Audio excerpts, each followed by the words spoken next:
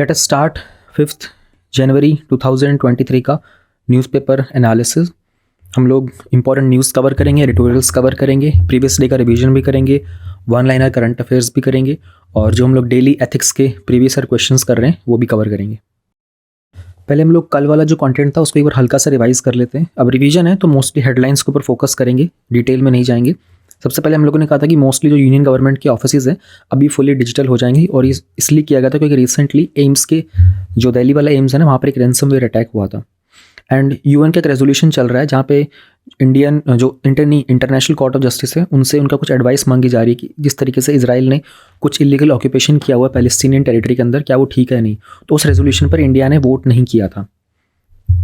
Then हम लोगों ने बात की थी कि गवर्नमेंट ने स्टार्ट किया K9 वज्रा, जो कि एक टैंक टाइप में होता है, इसे हम लोग शॉर्ट गन भी बोलते हैं। इसका जो ओरिजिनल मॉडल है K9 थंडर वो साउथ कोरियन आर्मी से आता है। देन श्रिम्प कल्टीवेशन के बारे में बात की थी कि सुंदरबंस जो है, जो कि सुंदरबंस अपने आप में यूनेस्को की वर्ल्ड हेरिटेज साइट है, वहाँ पर उनके मैंग्रोव का जो फॉरेस्ट होता है जो उसको रिस्टोर करने के लिए श्रिम्प की कल्टीवेशन काफ़ी हेल्पफुल होने वाली है। क्रिप्टो अवेयरनेस का एक कैंपेन रन किया जा रहा है हमारा investor education and protection fund के द्वारा। देन हम लोगों ने national internet exchange of India के बारे में बात की थी कि जो हमारी .in वाली वेबसाइट्स होती हैं उनका मैनेजमेंट करने के लिए उन्होंने टेंडर निकाला था और उन्होंने कहा था कि सिर्फ इंडियन कंपनीज ही अलाउड होंगी इसका मैनेजमेंट के लिए। क्रोएशिया जो है वो फुली यूरोपियन यूनियन का मेंबर बन गया है। वैसे 2013 में बन गया था, बट यूरोपियन करेंसी को यूज़ करने के लिए कुछ टाइम पीरियड देना पड़ता है। उनकी इन्फ्लेशन कैसा है, उनकी पब्लिक स्पेंडिंग, उनका एक्सचेंज रेट, तो अभी इनको 14 डेज़ का टाइम दिया जाएगा जहाँ क्रोएशिया की करेंसी और यूरोपियन यूनियन की करेंसी दोनों पैरेलल रन करेंगी। 14 डेज़ के बाद वो लोग फुली तरीके से यूरोपियन करेंसी का इस्तेमाल करना स्टार्ट कर देंगे। G20 की प्रेसिडेंसी अभी राइट नाउ इंडिया के पास है 2023 में, तो उसको लेकर के एक डिजिटल इनोवेशन अलायंस चल रहा था जिसमें agriculture tech, health tech, ed tech, fintech, बहुत सारी ऐसी टेक्नोलॉजी जो स्टार्टअप्स डेवलप कर सकते हैं उस पर फोकस किया जाएगा। दिनेश कुमार शुक्ला जी को रिसेंटली जो एग्जीक्यूटिव डायरेक्टर थे उनको चेयरमैन बना दिया गया है एटॉमिक एनर्जी रेगुलेटरी बोर्ड का। इकोलॉजिकल पार्क्स क्या होते हैं? बहुत ही लार्ज लैंडस्केप्स वगैरह होते हैं नेचुरल कंजर्वेशन के लिए, एनवायरमेंट प्रोटेक्शन एम्बिशंस के लिए। 4 जनवरी को हम लोगों ने देखा था अर्थ एट पेरिहिलियन, यानी कि 4 जनवरी को जो अर्थ थी वो सन के क्लोजेस्ट थी। डिस्टेंस था 147.1 मिलियन किलोमीटर और अगर इसको माइल्स में देखेंगे तो 91.4 माइल्स। तो ऐसा जुलाई में इसका ऑपोजिट होता है एपिलियन, यानी कि सन जो होता है वो अर्थ के मैक्सिमम डिस्टेंस पे होता है। It goes almost 152.1 million square kilometre, 1 million kilometre तक। देन हम लोगों ने डिस्कस किया था कैट के बारे में, जो हमारा सेंट्रल एडमिनिस्ट्रेटिव ट्रिब्यूनल होता है which comes under article 323A and 1985 का हमारा एक एडमिनिस्ट्रेटिव ट्रिब्यूनल्स का एक्ट भी है। इंडिया में 19 बेंचेस हैं। इनका काम यही होता है कि जो हमारे ऑफिशियल्स होते हैं ना, पब्लिक ऑफिशियल्स वगैरह होते हैं, उनके कोई रिक्रूटमेंट वगैरह के डिस्प्यूट्स होते हैं उन्हें हैंडल करना। तो 2006 में इसमें अमेंडमेंट भी किया गया था। तो जो सर्विस का होते हैं चेयरमैन मेंबर्स की, उसको हाई कोर्ट के जज के इक्वल रख दिया गया था। ये लोग सिविल प्रोसीजर कोड जो प्रिस्क्राइब किया गया उसको फॉलो करते हैं।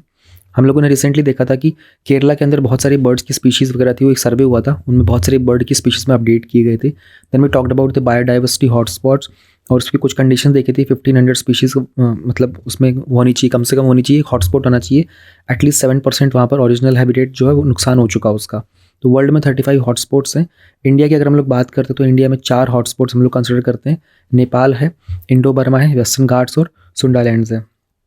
2010 में एक क्वेश्चन भी आया था हमारा बायोडाइवर्सिटी हॉटस्पॉट से कनेक्टेड। देन हम लोगों ने बात की थी about the belt and road initiative की। देन एक एग्जीबिशन चल रहा था फिशेज़ को लेकर के, मैंने आप लोगों को बोला था फिश के नाम याद रखिएगा। पहले एक क्वेश्चन आ चुका है इस तरीके से कि फ़िश कौन सी होती है, कौन सी नहीं होती है। देन नॉर्थ ईस्ट का एक फेस्टिवल होता है ऑक्टेव 2023, अगर क्वेश्चन आएगा नॉर्थ ईस्ट का तो आप एग्जाम्पल यूज़ कर सकते हैं। फिर हम लोगों ने कहा था कि हाई कोर्ट ने रिसेंटली कहा था कि जो छोटे बच्चे होते हैं ना वो they become the pawn, basically एक तरीके से प्यादे बन जाते हैं अपने माँ बाप के फाइट्स वगैरह के बीच में। तो ये जो बच्चों वाला इश्यूज़ होता है ना, सोशल इश्यूज़, वहाँ पर इस एग्जांपल को यूज़ कर सकते हैं। देन ट्राइबल स्टूडेंट्स को मतलब फोर्सिबल तरीके से उनका ट्रांसपोर्टेशन फैसिलिटी अवेलेबल नहीं, तो एग्जाम्पल आप यूज़ कर सकते हो ये बारगुर हिल्स का, अगर जब भी ट्राइबल्स का कोई क्वेश्चन आएगा, शेड्यूल्ड ट्राइब्स का। देन सुप्रीम कोर्ट ने कहा था कि सारी रिलीजियस कन्वर्जेशन जो होती हैं, कन्वर्जन्स, वो इलीगल नहीं होती हैं। मध्य प्रदेश का जो रिलीजियस कन्वर्जन वाला एक्ट है उसको टारगेट करके कहा गया था। गवर्नमेंट ने रिसेंटली जो विंडफॉल टैक्स होता है जो कि हमारे अनप्रेसिडेंटेड प्रॉफिट पर लगाया जाता है उसको रेज़ किया था। देन हम लोगों ने बात की थी कि public functionaries should be more responsible to the speech. Article 19 का क्लॉज ए जो होता है कि freedom of speech and expression का, उस पर बात की थी। उसके बाद सुप्रीम कोर्ट ने ये भी कहा था कि जो काउंसिल ऑफ मिनिस्टर्स होता है ना, तो सेंटर पे भी और स्टेट पर भी दे आर नॉट द उनके ऊपर उनके प्राइम मिनिस्टर और चीफ मिनिस्टर का कोई डिसिप्लिनरी कंट्रोल नहीं हो सकता है। देन सियाचिन ग्लेशियर जो हमारा पहले क्वेश्चन एग्जाम में आ चुका है, वहाँ पर recently first women army officer को डिप्लॉय किया गया था, तो आप ये एग्जाम्पल वुमेन एम्पावरमेंट में लिख सकते हैं। फिर पर्स सीने जो बड़े बड़े नेट्स होते हैं इनको लेकर के सुप्रीम कोर्ट ने क्वेश्चन रेज किया था कि तमिलनाडु की तरफ से रिक्वेस्ट आई है कि उन्होंने बोला कि हमें पर्स सीने का इस्तेमाल करने दिया जाए 12 नॉटिकल माइल्स के बियॉन्ड, यानी कि डीप वाटर्स में। सुप्रीम कोर्ट ने क्वेश्चन रेज किया था तमिलनाडु गवर्नमेंट्स की, अगर हम लोग अलाउ कर देते हैं तो what about the traditional fisherman जो छोटे नेट्स यूज़ करते हैं, उनका नुकसान भी तो होगा ना।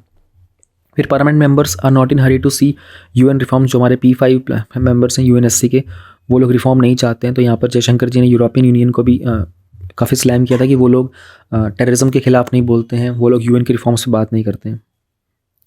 Then we talked about this very important thing MDO, multi domain operations क्या होते हैं और किस तरीके से इंडिया इस पे काम कर सकता है। तो जनरली हम लोगों ने इसमें इंडिया और चाइना को टारगेट करने की बात की थी कि डिफेंस के मामले में, सिक्योरिटी के मामले में क्या हम लोग मल्टी डिफेंस ऑपरेशन पे काम कर सकते हैं। यूएस इस चीज़ पर ऑलरेडी काम कर रहा है, ऑलमोस्ट 1 डेकेड हो चुका है उन लोगों को। एंड चाइना जो है वो यूएस की जो मिलिट्री है उसको टक्कर देना चाहता है। एंड इंडिया का चाइना के साथ कंपैरिजन है, तो क्या इंडिया को इस चीज़ पर काम करना चाहिए, नहीं करना चाहिए। वी अंडरस्टैंड अबाउट दिस कि कैसे MDO काम करता है, इंडिया में प्रॉब्लम क्या चल रही है।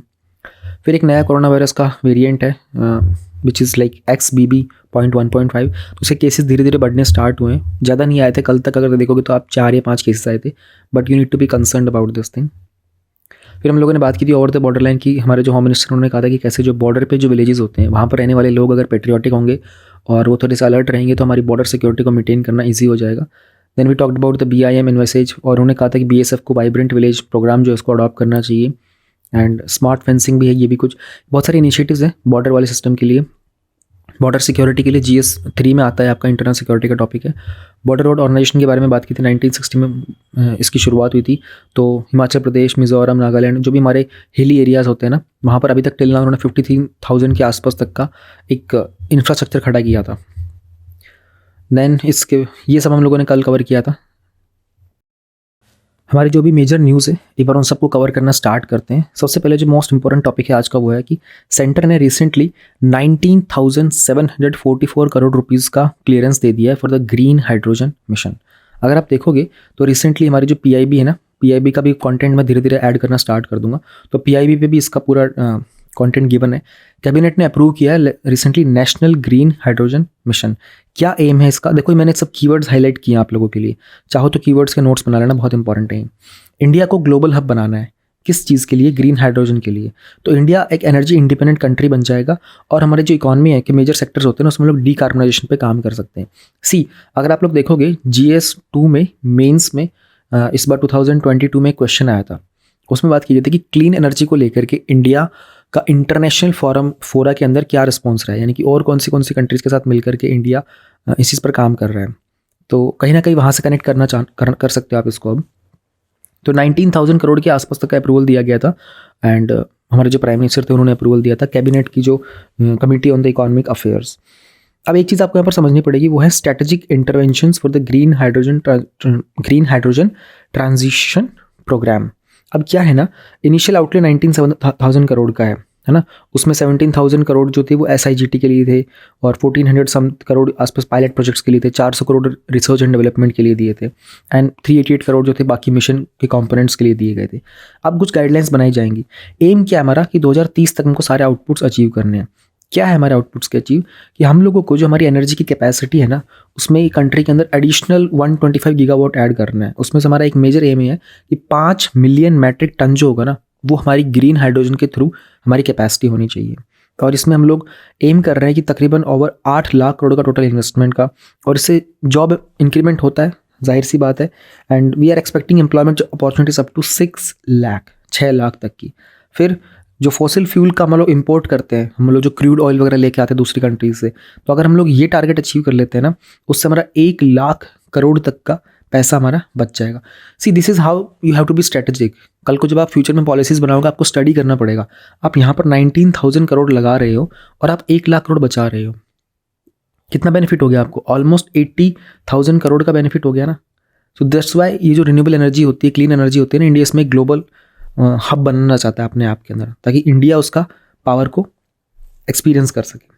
देन जो भी हमारा ग्रीन हाउस गैसेस का एमिशंस वगैरह होता है ना, उसमें भी नियरली 50 मिलियन मैट्रिक टन तक का हम लोग सेव कर पाएंगे। तो देखो कितना बेनिफिट मिल रहा है, एनवायरनमेंट भी सेव हो रहा है, जॉब्स भी क्रिएट हो रही है और फ्यूल का इंपोर्ट भी हो रहा है। तो this is like efficiency, less input और मैक्सिमम आउटपुट।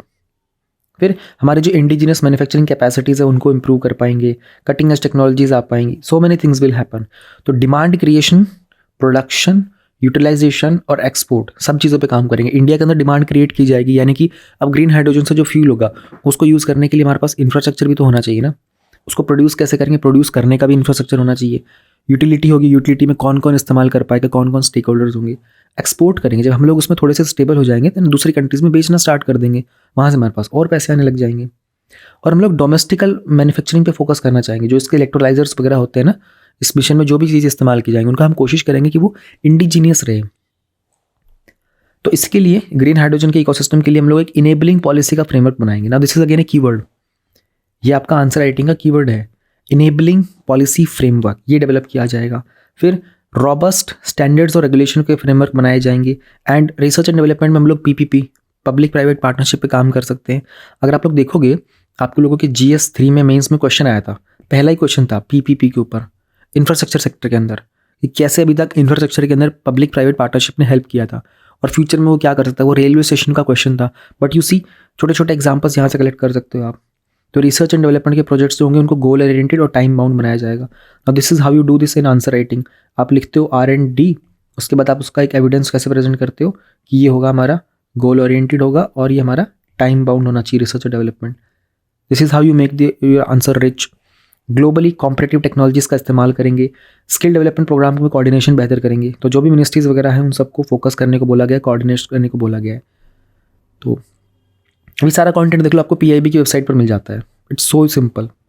अगर इन चीज़ों को भी आप पढ़ना स्टार्ट कर दो तो यहाँ पर जो इन्फॉर्मेशन यहाँ पर मिल गई ना, वो मैक्सिमम इन्फॉर्मेशन है, इसके बियॉन्ड जाने की कोई ज़रूरत ही नहीं है आपको। अगर आपका क्वेश्चन आता है ना ग्रीन हाइड्रोजन मिशन को लेकर के, तो रादर देन मेंशनिंग कि ग्रीन हाइड्रोजन ये होता है वो होता है, अगर आप सिंपल ये लिखो कि एज पर द मतलब रिसेंटली जो cabinet commission, as per the union cabinet 19,000 crore approve किए गए थे। अगर आपको ये अमाउंट याद रह जाता है, जाहिर सी बात है यार, बहुत ज़्यादा वैल्यू होगी इसकी। या फिर आप ये कह सकते हो कि जो ministry of new and renewable energy है, they recently received the approval of this much from the union cabinet, ऐसा भी लिख सकते हो। यहाँ पर मिनिस्ट्री का नाम भी दे दिया, अपनी मिशन का नाम भी दे दिया। So many things are there. तो थोड़ा सा उसको डिफरेंट करना है, थोड़ा सा ट्वीक करना है basically, and you get lots of output from that. नहीं, अभी हम लोगों को आगे का कंटेंट करना है। मैं इसको स्क्रीन रिकॉर्डिंग बंद क्यों कर रहा हूँ। ओके, अब देखो हाइलाइट्स वगैरह पढ़ना स्टार्ट करते हैं। हम लोग रिसेंटली बात कर रहे थे एम्स के अंदर रैंसमवेयर अटैक हुआ था, एंड अगर आप लोग देखोगे आपका GS3 में साइबर सिक्योरिटी का टॉपिक आता है। तो रिसेंटली क्या हुआ है ना कि जो रेल यात्री की ऐप है ना, टिकटिंग प्लेटफॉर्म है, उसमें भी एक ब्रीच पाया गया था। तो मिनिस्ट्री ने तो ये कहा था कि जो डार्क वेब पर उसका कोई भी डेटा रिलीज़ नहीं किया गया है, एंड उन्होंने क्विकली इसको एस्टैब्लिश भी किया था, फिक्स भी कर लिया था कुछ टाइम के अंदर ही। उन्होंने ये भी कहा था कि वो सेंसिटिव इन्फॉर्मेशन कॉम्प्रोमाइज़ नहीं की गई थी। बट एग्जाम्पल मिल गया ना आपको, रेल यात्री ऐप है, बहुत इंपॉर्टेंट चीज़ है, ये प्लेटफॉर्म है पूरा का पूरा। आप इसको एक पोर्टल की तरह यूज़ कर सकते हो कि the portal of rail Yatri was also breached, ठीक है, रिसेंटली। मतलब क्वेश्चन आता है साइबर सिक्योरिटी का, साइबर क्राइम का, you simply start with this example कि recently there was a breach in the rail Yatri ticketing platform. इसमें ज़्यादा इंपॉर्टेंस होगी। फिर ये PMI का है, ये हम लोगों ने अभी रिसेंटली देख ही लिया था। तो हम लोगों ने वो मैन्युफैक्चरिंग सेक्टर की बात की थी ना, यहाँ पर सर्विस सेक्टर जो था ना, उसमें भी ग्रोथ देखने को मिली थी। तो प्राइवेट सेक्टर का आउटपुट जो था वो 11 ईयर्स तक इंक्रीज हुआ है। ये स्टेटमेंट भी आप यूज़ कर सकते हो कि as per the PMI there was an 11 year high output in the private sectors. Next हम लोग आगे चलते हैं। हाँ, ये देखो, millets are a healthy sustainable choice says the union secretary. क्यों 2023 को ये टॉपिक, अभी अगर आप लोग मेरा विजन वाला जो दूसरा चैनल है उसको फॉलो करते हो तो वहाँ पर ये टॉपिक हम लोगों ने मैगजीन में कवर किया था। International year of millets declare किया गया 2023 को। इंडिया की डिमांड थी काफ़ी सालों पहले और UN ने इसको डिक्लेयर किया था। तो पूरे टॉपिक में हम लोगों ने बहुत डिटेल में एक्सप्लेन किया था कौन से मिलेट्स होते हैं, क्या उसके बेनिफिट्स होते हैं, क्या नुकसान हो सकते हैं, एंड इंडिया जब इस तरह की चीज़ों को प्रमोट कर रहा है तो क्यों कर रहा है। आप लोग देखोगे रिसेंटली प्राइम मिनिस्टर एंड उनके साथ में कुछ और भी मिनिस्टर्स वगैरह थे, उन्होंने एक अपना एक फूड का काइंड ऑफ सेशन कह सकते हो। तो उन्होंने एक फ़ोटो आई थी, उनकी वीडियो भी आई थी, दे वर हैविंग सम डिशेज़ जो मिलेट्स से बनी हुई थी। तो उन्होंने प्रमोट करने के लिए इस लेवल तक लेके जा रहे हैं। वो मिलेट्स जो होते हैं ना, बड़ी कमाल की चीज़ होती है। एक तो एनवायरनमेंट को नुकसान नहीं पहुंचाते, पैसा कम लगता है, इनमें जल्दी सी कीड़े वगैरह भी नहीं लगते हैं। दूसरी बात ये ना, किसी भी तरह मोस्टली ये ट्रॉपिकल रीजन में हो जाते हैं, ड्राउट वगैरह के एरिया में भी हो जाएंगे, पानी भी इनको कम चाहिए होता है, और ये न्यूट्रिशियस भी ज़्यादा होते हैं in comparison to other crops. तो इंडिया के अंदर जो हमारा ग्रीन रेवोल्यूशन आया था 1960s में, जिसके कारण हमारा जो क्या कहते हैं नदर्न रीजन जो था हरियाणा, पंजाब, यूपी वाला, यहाँ पर वीट एंड राइस की प्रोडक्शन इंक्रीज़ हो गई थी। सदर्न जो रीजन था वहाँ पर उतनी प्रोडक्शन अवेलेबल नहीं हो पाई थी। उन सब चीज़ों को हैंडल करने के लिए आज की डेट में उसमें बैलेंस लाने के लिए मिलेट्स बहुत हेल्पफुल हैं। डिटेल में मैंने एक्सप्लेन किया हुआ है यहाँ पर, तो इन्होंने वो डिटेल सारी वो वाली नहीं दी हुई है। But if you go to the vision वाले चैनल पे जो मिलेट्स था, अभी नवंबर की मैगजीन में भी आया है टॉपिक, तो मैगजीन में भी चेक कर सकते हो, टेलीग्राम पर मैगजीन का PDF भी है। देन मूविंग अहेड, और आगे क्या है हमारे पास, ये देखो तेलंगाना ने ज्वाइन किया था फ्री राइस स्कीम। अब 2-3 दिन पहले हम लोगों ने आर्टिकल किया था ना, पूरा प्रधानमंत्री की जो गरीब कल्याण अन्न योजना थी उसको बंद कर दिया गया था। तो उसी के तहत अभी रिसेंटली कुछ गवर्नमेंट ने प्लान किया था कि 81 करोड़ के आसपास जो हमारे बेनिफिशरीज है ना, उनको as per the national food security act, अब नेशनल फूड सिक्योरिटी एक्ट हमारा 2013 में आया था, 2 बार ही मेंस में पूछा जा चुका है, दोबारा से ही पूछा जाएगा। और जब भी हमारा फूड सेक्टर का क्वेश्चन आएगा हमको हमेशा मेंशन करना होता है। और फूड इनसिक्योरिटी में आप लोगों को पब्लिक डिस्ट्रीब्यूशन सेक्टर को मेंशन करना होता है, प्रधानमंत्री गरीब कल्याण को योजना को मेंशन करना होता है। हालांकि अभी बंद कर दी गई है। ये स्कीम कोविड के टाइम पर आई थी और कुछ एडिशनल फूड ग्रेन्स दिए जा रहे थे। तो अभी तेलंगाना ने इस स्कीम को ज्वाइन कर लिया था, फ्री राइस वाले को। तो बस इसमें मैं आपको ये याद दिलाना चाह रहा था कि हम लोगों ने टॉपिक रिसेंटली पूरा एडिटोरियल में कवर किया था। कल हम लोगों ने बात की थी ना केरला के रीजन के अंदर बर्ड स्पीशीज़ को लेकर के, तो उनका जो स्पीशीज़ का नंबर था वो और इंक्रीज़ हो गया है 175 तक। कल ही हम लोगों ने इसमें बायोडाइवर्सिटी की हॉटस्पॉट्स के ऊपर बात की थी, और मैंने आप लोगों को 2-3 वो बटरफ्लाइज के नाम भी दिखाए थे कल वाली PDF में, कि देखो ये नाम याद रखना। ऐसे क्वेश्चंस आ जाते हैं कि इसमें से बटरफ्लाई कौन सी है, इसमें से बर्ड कौन सा है, और ये एक नाम दे देगा आपको वो और पूछेगा कि ये बर्ड है, ये रेप्टाइल है, क्या है। वो लगता है कि तो बच्चों वाले क्वेश्चन है, पर UPSC में ऐसे क्वेश्चन आए हुए हैं। देन मूविंग अहेड, हाँ ये देखो बड़ी इंपॉर्टेंट न्यूज़ है। हुआ क्या ना कि यूपी के अंदर ना लोकल लेवल के इलेक्शंस हो रहे थे। तो उन्होंने कहा था कि हम लोग इसमें OBC का, बहुत शॉर्ट में समझा रहा हूँ आपको, ठीक है। उन्होंने कहा था कि इसमें OBC का जो रिजर्वेशन है ना उसको हम लोग राइट ना हटा रहे हैं। तो सुप्रीम कोर्ट ने बोला कि इलाहाबाद हाई कोर्ट ने इसको अलाउ कर दिया था, बट हम लोग इसके ऊपर स्टे लगा रहे हैं कि आप लोग रिजर्वेशन के अंदर OBC को साइड क्यों कर रहे हो, आप लोग एक बहुत मेजर सेक्शन का इसका रिप्रेजेंटेशन को हटा रहे हो, राइट। तो उसी को लेकर के बात चल रही। तो उन्होंने कहा था कि हम लोगों की डेडिकेटेड बैकवर्ड क्लास का कमीशन बनाने की बात चल रही है। इट इज़ जस्ट कि उसको 6 महीने का टाइम दिया गया है। बट तो कोर्ट ने ये भी कहा कि हाँ वो जो हमारे सॉलिसिटर जनरल थे उन्होंने कहा कि हाँ वो काम 3 महीने में किया भी जा सकता है और करना भी चाहिए। अभी इसमें इतना ही है, और ये ना डेवलपिंग न्यूज़ है, ठीक है। और जो चीज़ आप जान सकते हो कि उन्होंने कहा था कि 79 बैकवर्ड कम्युनिटीज़ हैं जो शेड्यूल, मतलब in the schedule of UP का एक स्टेट पब्लिक रिजर्व सर्विसेज का एक्ट है हमारा 1994 का। तो अगर आप लोगों में से मोस्टली लोग UP PCS का एग्जाम देते ही हो तो उसमें मेंस में थोड़ा याद कर सकते हो। और वहाँ पर ये डेवलपिंग न्यूज़ है ना, तो इसमें और कंटेंट आएगा अभी, इसलिए इसमें इतना ही याद रखो कि हाँ यूपी के अंदर ऐसा ऐसा चल रहा है, लोकल बॉडी के इलेक्शंस, उसमें रिजर्वेशन को कुछ चल रहा है, सुप्रीम कोर्ट ने वो होल्ड कर दिया है, स्टे लगा दिया है। बस अभी इतना याद रखो, जब और डिटेल लाएंगे तो उसको डिटेल में कर लेना। Again this is very important now, ये अबाउट दी एनक्रोचमेंट वगैरह ना, तो ये एग्जाम्पल आप यूज़ कर सकते हो। हुआ क्या है ना कि उत्तराखंड का जो हाई कोर्ट है ना, उसने जो नैनीताल और जो हल्द्वानी है ना नैनीताल में, वहाँ के रेलवे स्टेशन के पास ना बहुत सारे लोगों ने ना इलीगल तरीके से उस स्पेस को ऑक्यूपाई किया हुआ था काफ़ी टाइम से। अब गवर्नमेंट ने ऑर्डर दिया था दिसंबर 2020 को कि जो भी इसमें अनऑथराइज ऑक्यूपेंट्स वगैरह है ना रेलवेज के आसपास, उनको 1 सप्ताह के अंदर अंदर वहाँ से हटा दिया जाए। गवर्नमेंट ने ये भी बोला था कि डिस्ट्रिक्ट एडमिनिस्ट्रेशन को अगर पैरामिलिट्री फोर्सेस की रिक्वायरमेंट हो वो उनको भी लेके चल सकते हैं। फिर इसको लेकर के प्रोटेस्ट किया जा रहा है। अब आप लोग ये देखोगे ना, ये बेसिकली यहाँ पर जो कम्युनिटी वगैरह है ना उन सब ने प्रोटेस्ट किया हुआ है, एंड ये न्यूज़ में भी चल रहा था। 2-3 दिन से आप देखोगे कि बहुत रोना धोना मचा रखे हैं, बच्चों को भी यूज़ किया जा रहा है प्रोटेस्ट के अंदर, and the children they are crying on the videos कि हमारा स्कूल है, हम लोग कहाँ लेके जाएंगे लोगों को, this and that everything is happening. But आप लोगों को यहाँ पर एक एडमिनिस्ट्रेटर की तरह ये देखना पड़ेगा कि ये ऐसे क्वेश्चंस ना उसमें आते हैं, आपके एथिक्स में केस स्टडीज़ बन के आ जाते हैं कि ऐसी सिचुएशन आपको दे दी जाएगी, आपको हाई कोर्ट से ऑर्डर आ गया है, आपको इनको रिमूव करना है, और एक साइड में ये जो बच्चे हैं, ठंड का मौसम है, छोटे बच्चे भी हैं, स्कूल भी हैं, लोगों के पास कोई ऐसा बहुत फॉर्मल तो उनका लाइवलीहुड मेंटेन करने का होता नहीं, इनफॉर्मल काम में एम्प्लॉयड होते हैं, और ये एनक्रोच्ड एरिया होता है। इनको सेटलमेंट कैसे करोगे, इनका रिहेबिलिटेशन कैसे करोगे, क्या आप इसमें रिहेबिलिटेशन वाला एक्ट जो हमारा उसका इस्तेमाल करोगे 2013 वाले का, ये सारे क्वेश्चन आपको दिमाग में होने चाहिए। तो जस्ट एक याद रखना कि हल्द्वानी के अंदर ऐसा हुआ है, उत्तराखंड के अंदर, राइट। तो things should start clicking on your mind. Interlinking में हेल्प कर रहा हूँ आपके यहाँ पर। 2-3 दिन पहले हम लोगों ने रिमोट वोटिंग मशीन्स के ऊपर बात की थी, तो election commission is coming up with this topic, remote voting machines, RVM। क्या है रिमोट वोटिंग मशीन्स? देखो बहुत सारे जो लोग अपनी जॉब वगैरह करते हैं ना, तो एक पर्सन A स्टेट में रहता है, उसको B स्टेट में जॉब करनी पड़ती है, पर जब A में इलेक्शन होता है तो उसको B से लौट के आना पड़ता है। मोस्टली लोग इसे अवॉइड करते हैं, है ना। फिर लेबर्स वगैरह जो होते हैं वो माइग्रेट करते हैं काम के सिलसिले में, तो उसमें वोटिंग करने के लिए उनको वापस आना पड़ता है। या फिर कुछ लोग जैसे फॉरेन सर्विस में होते हैं, वो इंडिया से बाहर दूसरे मिशंस में डिप्लॉयड होते हैं, उनको लौट के आना पड़ता है। हमारे जो फौजी वगैरह जो होते हैं, मिलिट्री वाले जो होते हैं, उनको दूसरे स्टेट में जॉब करनी पड़ती है।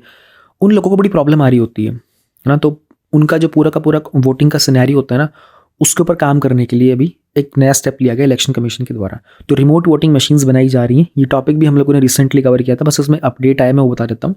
अभी इसका डेमोन्स्ट्रेशन दिया जाएगा। तो इंडिया के अंदर जो हमारी 8 रिकॉग्नाइज नेशनल पार्टीज़ हैं और हमारी 57 जो स्टेट की पॉलिटिकल पार्टीज़ हैं, उन सबको इलेक्शन कमीशन एक डेमोन्स्ट्रेशन देगा कि देखिए हम सबको बुलाएंगे, सबके रिप्रेजेंटेटिव्स आएंगे, उनको दिखाएंगे कि ये मशीन्स जो है किस तरीके से काम करने वाली हैं। देन ये देखो, अभी 2 दिन पहले हम लोगों ने बात की थी ना कि CMIE जो है हमारा अनएम्प्लॉयमेंट का एक रेगुलरली डेटा अपलोड करता रहता है। अभी जो लेबर मिनिस्ट्री है ना, उन्होंने बोला कि भैया ये जो CMIE का जो सर्वे वगैरह था ना, या प्राइवेट ऑर्गेनाइजेशन से करवाते हो, इसमें प्रॉब्लम है। क्यों प्रॉब्लम? उन्होंने कहा था कि वो क्या कि हमारा जो पीरियोडिक लेबर फोर्स सर्वे वगैरह होता है ना, उसके अकॉर्डिंगली तो पैंडेमिक के बाद सडनली जॉब्स वगैरह में रिकवरी हो गई है, पहले से ज़्यादा आ गई हैं, और आप ये कह रहे हो कि यहाँ पर अनएम्प्लॉयमेंट का रेट इंक्रीज़ हो गया है, तो प्रॉब्लम है आपके डेटा के अंदर। तो यूसी CMIE का नाम याद रखिएगा। एंड ये एग्जाम्पल्स हैं, छोटे एग्जाम्पल्स हैं कि ऐसा भी होता है कि मिनिस्ट्री जो होती है एक पर्टिकुलर एजेंसी को लेकर के उसकी रिपोर्ट वगैरह को भी क्वेश्चन करना स्टार्ट कर देती है, आपने कैसे ये रिपोर्ट प्रेजेंट कर दी है, क्योंकि हमारा जो पास जो डेटा है वो कुछ और बता रहा है, आपका डेटा कुछ बता रहा है। तो ये भी आप एग्जाम्पल यूज़ कर सकते हो कि गवर्नमेंट के अंदर जो डिपार्टमेंट्स होते हैं उनका डेटा मैच नहीं करता, है ना। When they take help of the private organisations, उसके ऊपर भी डाउट किया जाता है गवर्नमेंट के द्वारा। एक और we have this important news, acid attack victims failed by lack of the cohesive law legal process. तो एक एग्जांपल दिया गया 2013 का, देयर वाज दिस, एक विक्टिम है, उनके ऊपर एसिड अटैक किया गया था। क्वेश्चन यहाँ पर यही किया जा रहा है कि NCRB ने बोला था कि डेटा रिवील करता है कि इन कंपैरिजन टू 2011, अगर आप देखते हो तो 2011 में जो हमारे एसिड अटैक्स हुए थे ना, वो ऑलमोस्ट 83 काउंट किए गए थे। अभी NCRB का डेटा बताता है। तो उन्होंने कहा था कि 2021 में ये जो डेटा था ये इंक्रीज़ हो गया 83 से ऑलमोस्ट डबल कह सकते हो आप, 170, बल्कि डबल से भी ज़्यादा। 83 का डबल होता है 166, और ये 176 चला गया है, डबल से भी 10 ज़्यादा। बट 2019 में अगर देखते हो तो डाटा थोड़ा सा और भी ज़्यादा था, इट वॉज ऑलमोस्ट 249। तो हम लोगों ने अब यही क्वेश्चन रेज किया जा रहा है कि ये तो डेटा कम होना चाहिए था ना in comparison to the previous year, but ये डेटा तो ज़्यादा हो गया है। प्रॉब्लम कहाँ चल रही है? और मोस्टली कहाँ पर देखा गया है? वेस्ट बंगाल, यूपी, पूरी कंट्री के मोर देन 50% जो एसिड अटैक के केसेस देखे गए ना, वो यहाँ पर ही देखे गए हैं। अब यहाँ पर ये भी चीज़ देखने को मिली थी कि 2021 में ऑलमोस्ट 153 लोगों के अगेंस्ट, जो मैन होते हैं, पुरुष होते हैं इसमें अधिकांश, उनके अगेंस्ट जो चार्जशीट फाइल की गई थी ना, उसमें सिर्फ 7 को कन्विक्ट किया गया था। तो कन्विक्शन रेट भी कम है, ठीक है। अब कन्विक्शन रेट मतलब क्या? 153 लोगों के खिलाफ मुकदमा चल रहा था, सजा सिर्फ 7 को मिली थी, बाकी सब लोगों को निर्दोष साबित कर दिया गया था, एक्विट कर दिया गया था। प्रॉब्लम यहाँ पर क्या आ रही है ना, सेल ऑफ एसिड। एसिड को जिस तरीके से बेचा जा रहा है ना, वो सबसे मेजर प्रॉब्लम है यहाँ पर, जिसको आइडेंटिफाई किया गया है। फिर एक इंटरनेशनल बेस्ट प्रैक्टिस को भी हाईलाइट किया गया है। उन्होंने बोला कि बांग्लादेश जो है ना, उसने इस इशू को बहुत अच्छे से हैंडल किया था, क्योंकि बांग्लादेश के अंदर वो लोग 2 लॉ लेके आए थे एसिड के रेगुलेशन को लेकर के, और उन्होंने अपना डेटा बहुत हद तक रिड्यूस कर लिया था। एक ज़माने में उन्होंने, अगर बात करते 2002 में, बांग्लादेश के अंदर ऑलमोस्ट 496 अटैक्स हुए थे। एक साल में तकरीबन 500 अटैक्स हुए थे, और पिछले 10 सालों में अगर आप देखोगे तो ये रिड्यूस होकर के 70 पे आ गए हैं। यानी कि बांग्लादेश ने इस लॉ का इम्प्लीमेंटेशन बहुत सीरियसली किया था। फिर तो क्या हमारी इंडिया के अंदर कोई ऐसा लॉ वगैरह नहीं है क्या? इंडिया में लॉ है। 2013 के अंदर जस्टिस वर्मा की जो कमेटी बनी थी ना, निर्भया केस हुआ था 2012 में, उसके बाद 2013 में जस्टिस वर्मा कमेटी आई थी, तो उन्होंने ये जो एसिड अटैक वाली चीज़ थी ना, इसको हमारे इंडियन पिनल कोड वगैरह में भी ऐड किया था। और हमारा एक पॉइजन एक्ट है 1919 का, POISON एक्ट 1919 का था, उसमें भी एसिड वगैरह को ऐड किया गया था कि इसको भी हम लोग एक तरीके से प्रोविजंस ऐड कर देते हैं।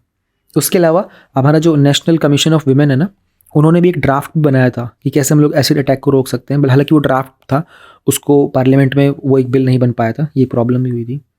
अब जो बात की जा रही है ना, वो ये की जा रही है कि इसको एक्चुअल में हम रोकेंगे कैसे यार, प्रॉब्लम तो यही आ रही है सारी।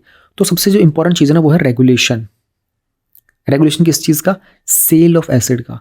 तो हम लोग लाइसेंसिंग का काम कर सकते हैं। जो लोग भी सेल करते हैं ना एसिड वगैरह को, उन्होंने एक चीज़ और पाई, मोस्टली जो यहाँ पर अटैक्स हुए ना, वो रूरल एरिया में पाए गए थे, ये भी बहुत महत्वपूर्ण है।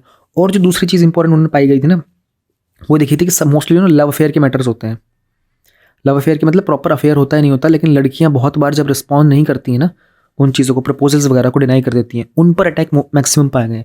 ये मैक्सिमम डेटा पता है 2019 के अंदर, ये जो हमारी नालंदा यूनिवर्सिटी है ना, उनके रिसर्च थी ये। उन्होंने कहा था कि मोस्टली जो मेजॉरिटी केसेस थे ना, एसिड विक्टिम जो थे, ये सब वो थे जिन्होंने परसिस्टेंट तरीके से किसी के लव प्रपोजल्स को डिक्लेयर मतलब डिनाई किया था। इन पर अटैक किए गए थे। और ये कहाँ से आए थे? रूरल एरियाज से आए हैं, सेमी रूरल एरियाज़ में आए हैं। अब यहाँ पर हम लोग लाइसेंसिंग का काम कर सकते हैं। कौन पर्सन है जो एसिड को सेल कर रहा है, वो जो भी एसिड उसके पास लेने आएगा, उसका हम लोग एड्रेस प्रूफ ले सकते हैं, उसका हम लोग फ़ोटो प्रूफ ले सकते हैं, उसके सारे डॉक्यूमेंट ले सकते हैं। ये काम करने से चीज़ें बहुत हद तक कंट्रोल की जा सकती हैं। सुप्रीम कोर्ट ने भी इसमें कहा है, बहुत बार जो हमारे विक्टिम्स वगैरह होते हैं उनको कंपनसेशन भी देता है सुप्रीम कोर्ट। तो कभी कभी 30 लाख, 40 लाख, 50 लाख तक कंपनसेशन देता भी है। सुप्रीम कोर्ट काफ़ी स्ट्रांगली इस चीज़ को रिकमेंड करता है कि गवर्नमेंट के लॉज का इंप्लीमेंटेशन बहुत मजबूत होना चाहिए। तो बहुत सारे प्राइवेट मेंबर के बिल्स वगैरह भी इंट्रोड्यूस किए गए थे, लेकिन अभी तक किसी को अडॉप्ट नहीं किया गया था। तो जाहिर सी बात है कि किस तरीके से एक मतलब ब्लैंकेट बैन लगा सकते हैं हम लोग इस चीज़ के ऊपर, इनके सेल के ऊपर, कि पब्लिक में अवेलेबल होना ही नहीं चाहिए एसिड, क्योंकि एक इंसान की ज़िंदगी ख़त्म हो जाती है। और एक मूवी भी आई थी, आई थिंक उसकी मैंने देखी तो नहीं है, बट दीपिका पादुकोण की मूवी आई थी कोई एसिड अटैक को लेकर के ही। और उस टाइम पर Deepika Padukone visited in JNU किसी चीज़ के प्रमोशन के लिए, तब वो न्यूज़ तो ऐसा भी बोला जा रहा था कि वो मूवी जो थी ना वो फ्लॉप कर दी गई थी, उसमें कुछ पॉलिटिकल एजेंडा भी था। अभी न्यूज़ की बातें बता रहा हूँ मैं आपको, लेकिन आपको पता होना चाहिए, कल को अगर ऐसा कोई क्वेश्चन बनता है ना, तो आप वो अब यार मुझे नाम याद नहीं आ रहा, आप वो मूवी को ना कोट कर सकते हो कि मूवीज़ के थ्रू भी ऐसे अवेयरनेस पहुंचाई जा सकती है। मुझे याद नहीं आ रहा सच में, कुछ तो था मतलब देयर वाज दिस गर्ल, उसकी स्टोरी को नरेट किया था दीपिका पादुकोण ने, पर मैंने मूवी नहीं देखी ना। चलो ठीक है, आप लोगों में से किसी को पता होगा अपने नोट्स में लिख लेना। You can narrate movies like this also. आगे चलते हैं। कैबिनेट ने अप्रूवल दे दिया है to upgrade the Prasar Bharati. एक स्कीम है, बिंद नाम है उसका, broadcasting infrastructure and network development. 2025-26 के लिए तकरीबन 2,500 करोड़ का अप्रूवल दिया था। अब मेजरली इसमें दूरदर्शन और जो ऑल इंडिया रेडियो है ना, उनकी बात की जा रही है। तो करंटली दूरदर्शन जो है ना, वो उसमें 36 TV चैनल्स के ऊपर ऑपरेट करता है, उसमें 28 रीजनल्स हैं। और हमारा जो ऑल इंडिया रेडियो है ना, उसमें 500 के आसपास ब्रॉडकास्टिंग सेंटर्स हैं। हमारा ऑल इंडिया रेडियो जो ना, वो कंट्री का 80% पॉपुलेशन को कवर करता है। तो इनको डेवलप करने के लिए कैबिनेट ने रिसेंटली अपग्रेड किया था, प्रसार भारती को अपग्रेड करना। प्रसार भारती बहुत इंपॉर्टेंट चीज़ है, और यहाँ से जो भी इन्फॉर्मेशन आती है वो वेरीफाइड होती है, वो गवर्नमेंट की इन्फॉर्मेशन होती है। और अगर आप लोग तो सब एग्जाम के एस्पिरेंट्स हो ना, तो कोई जी न्यूज़ देखता है, कोई रिपब्लिक TV देखता है, कोई मतलब दूसरा ABP हो गया, आज तक होता है, उनको देखने की जगह ना सनसेट TV के ऊपर ना डेली इनके यूट्यूब के ऊपर ना एक वो आता है टॉप न्यूज़ करके। इंग्लिश वाला तो इंग्लिश वाला देख लो, हिंदी वाला तो हिंदी वाला देख लो, वो देख लिया करो। और उसको तो आप फास्ट भी देख सकते हो into 2 करके। तो प्रोबेबली आपका 10 से 15 मिनट के अंदर आपको सारा गवर्नमेंट का पता चल जाएगा कि गवर्नमेंट कहाँ फोकस कर रही है right now. That much is more helpful rather than spending your time on GTV, आज तक एंड फलाना फलाना जो भी है। फिर ये कुछ डेटा है, रिसेंटली एनिमल्स की जो डेथ थी, rising animal deaths on tracks. तो कैग जो हमारा, कैग की रिपोर्ट्स बहुत महत्वपूर्ण होती है। आपने कैग को कोट कर दिया अपनी आंसर राइटिंग में, उसकी वैल्यू कुछ अलग ही लेवल पे होने वाली है।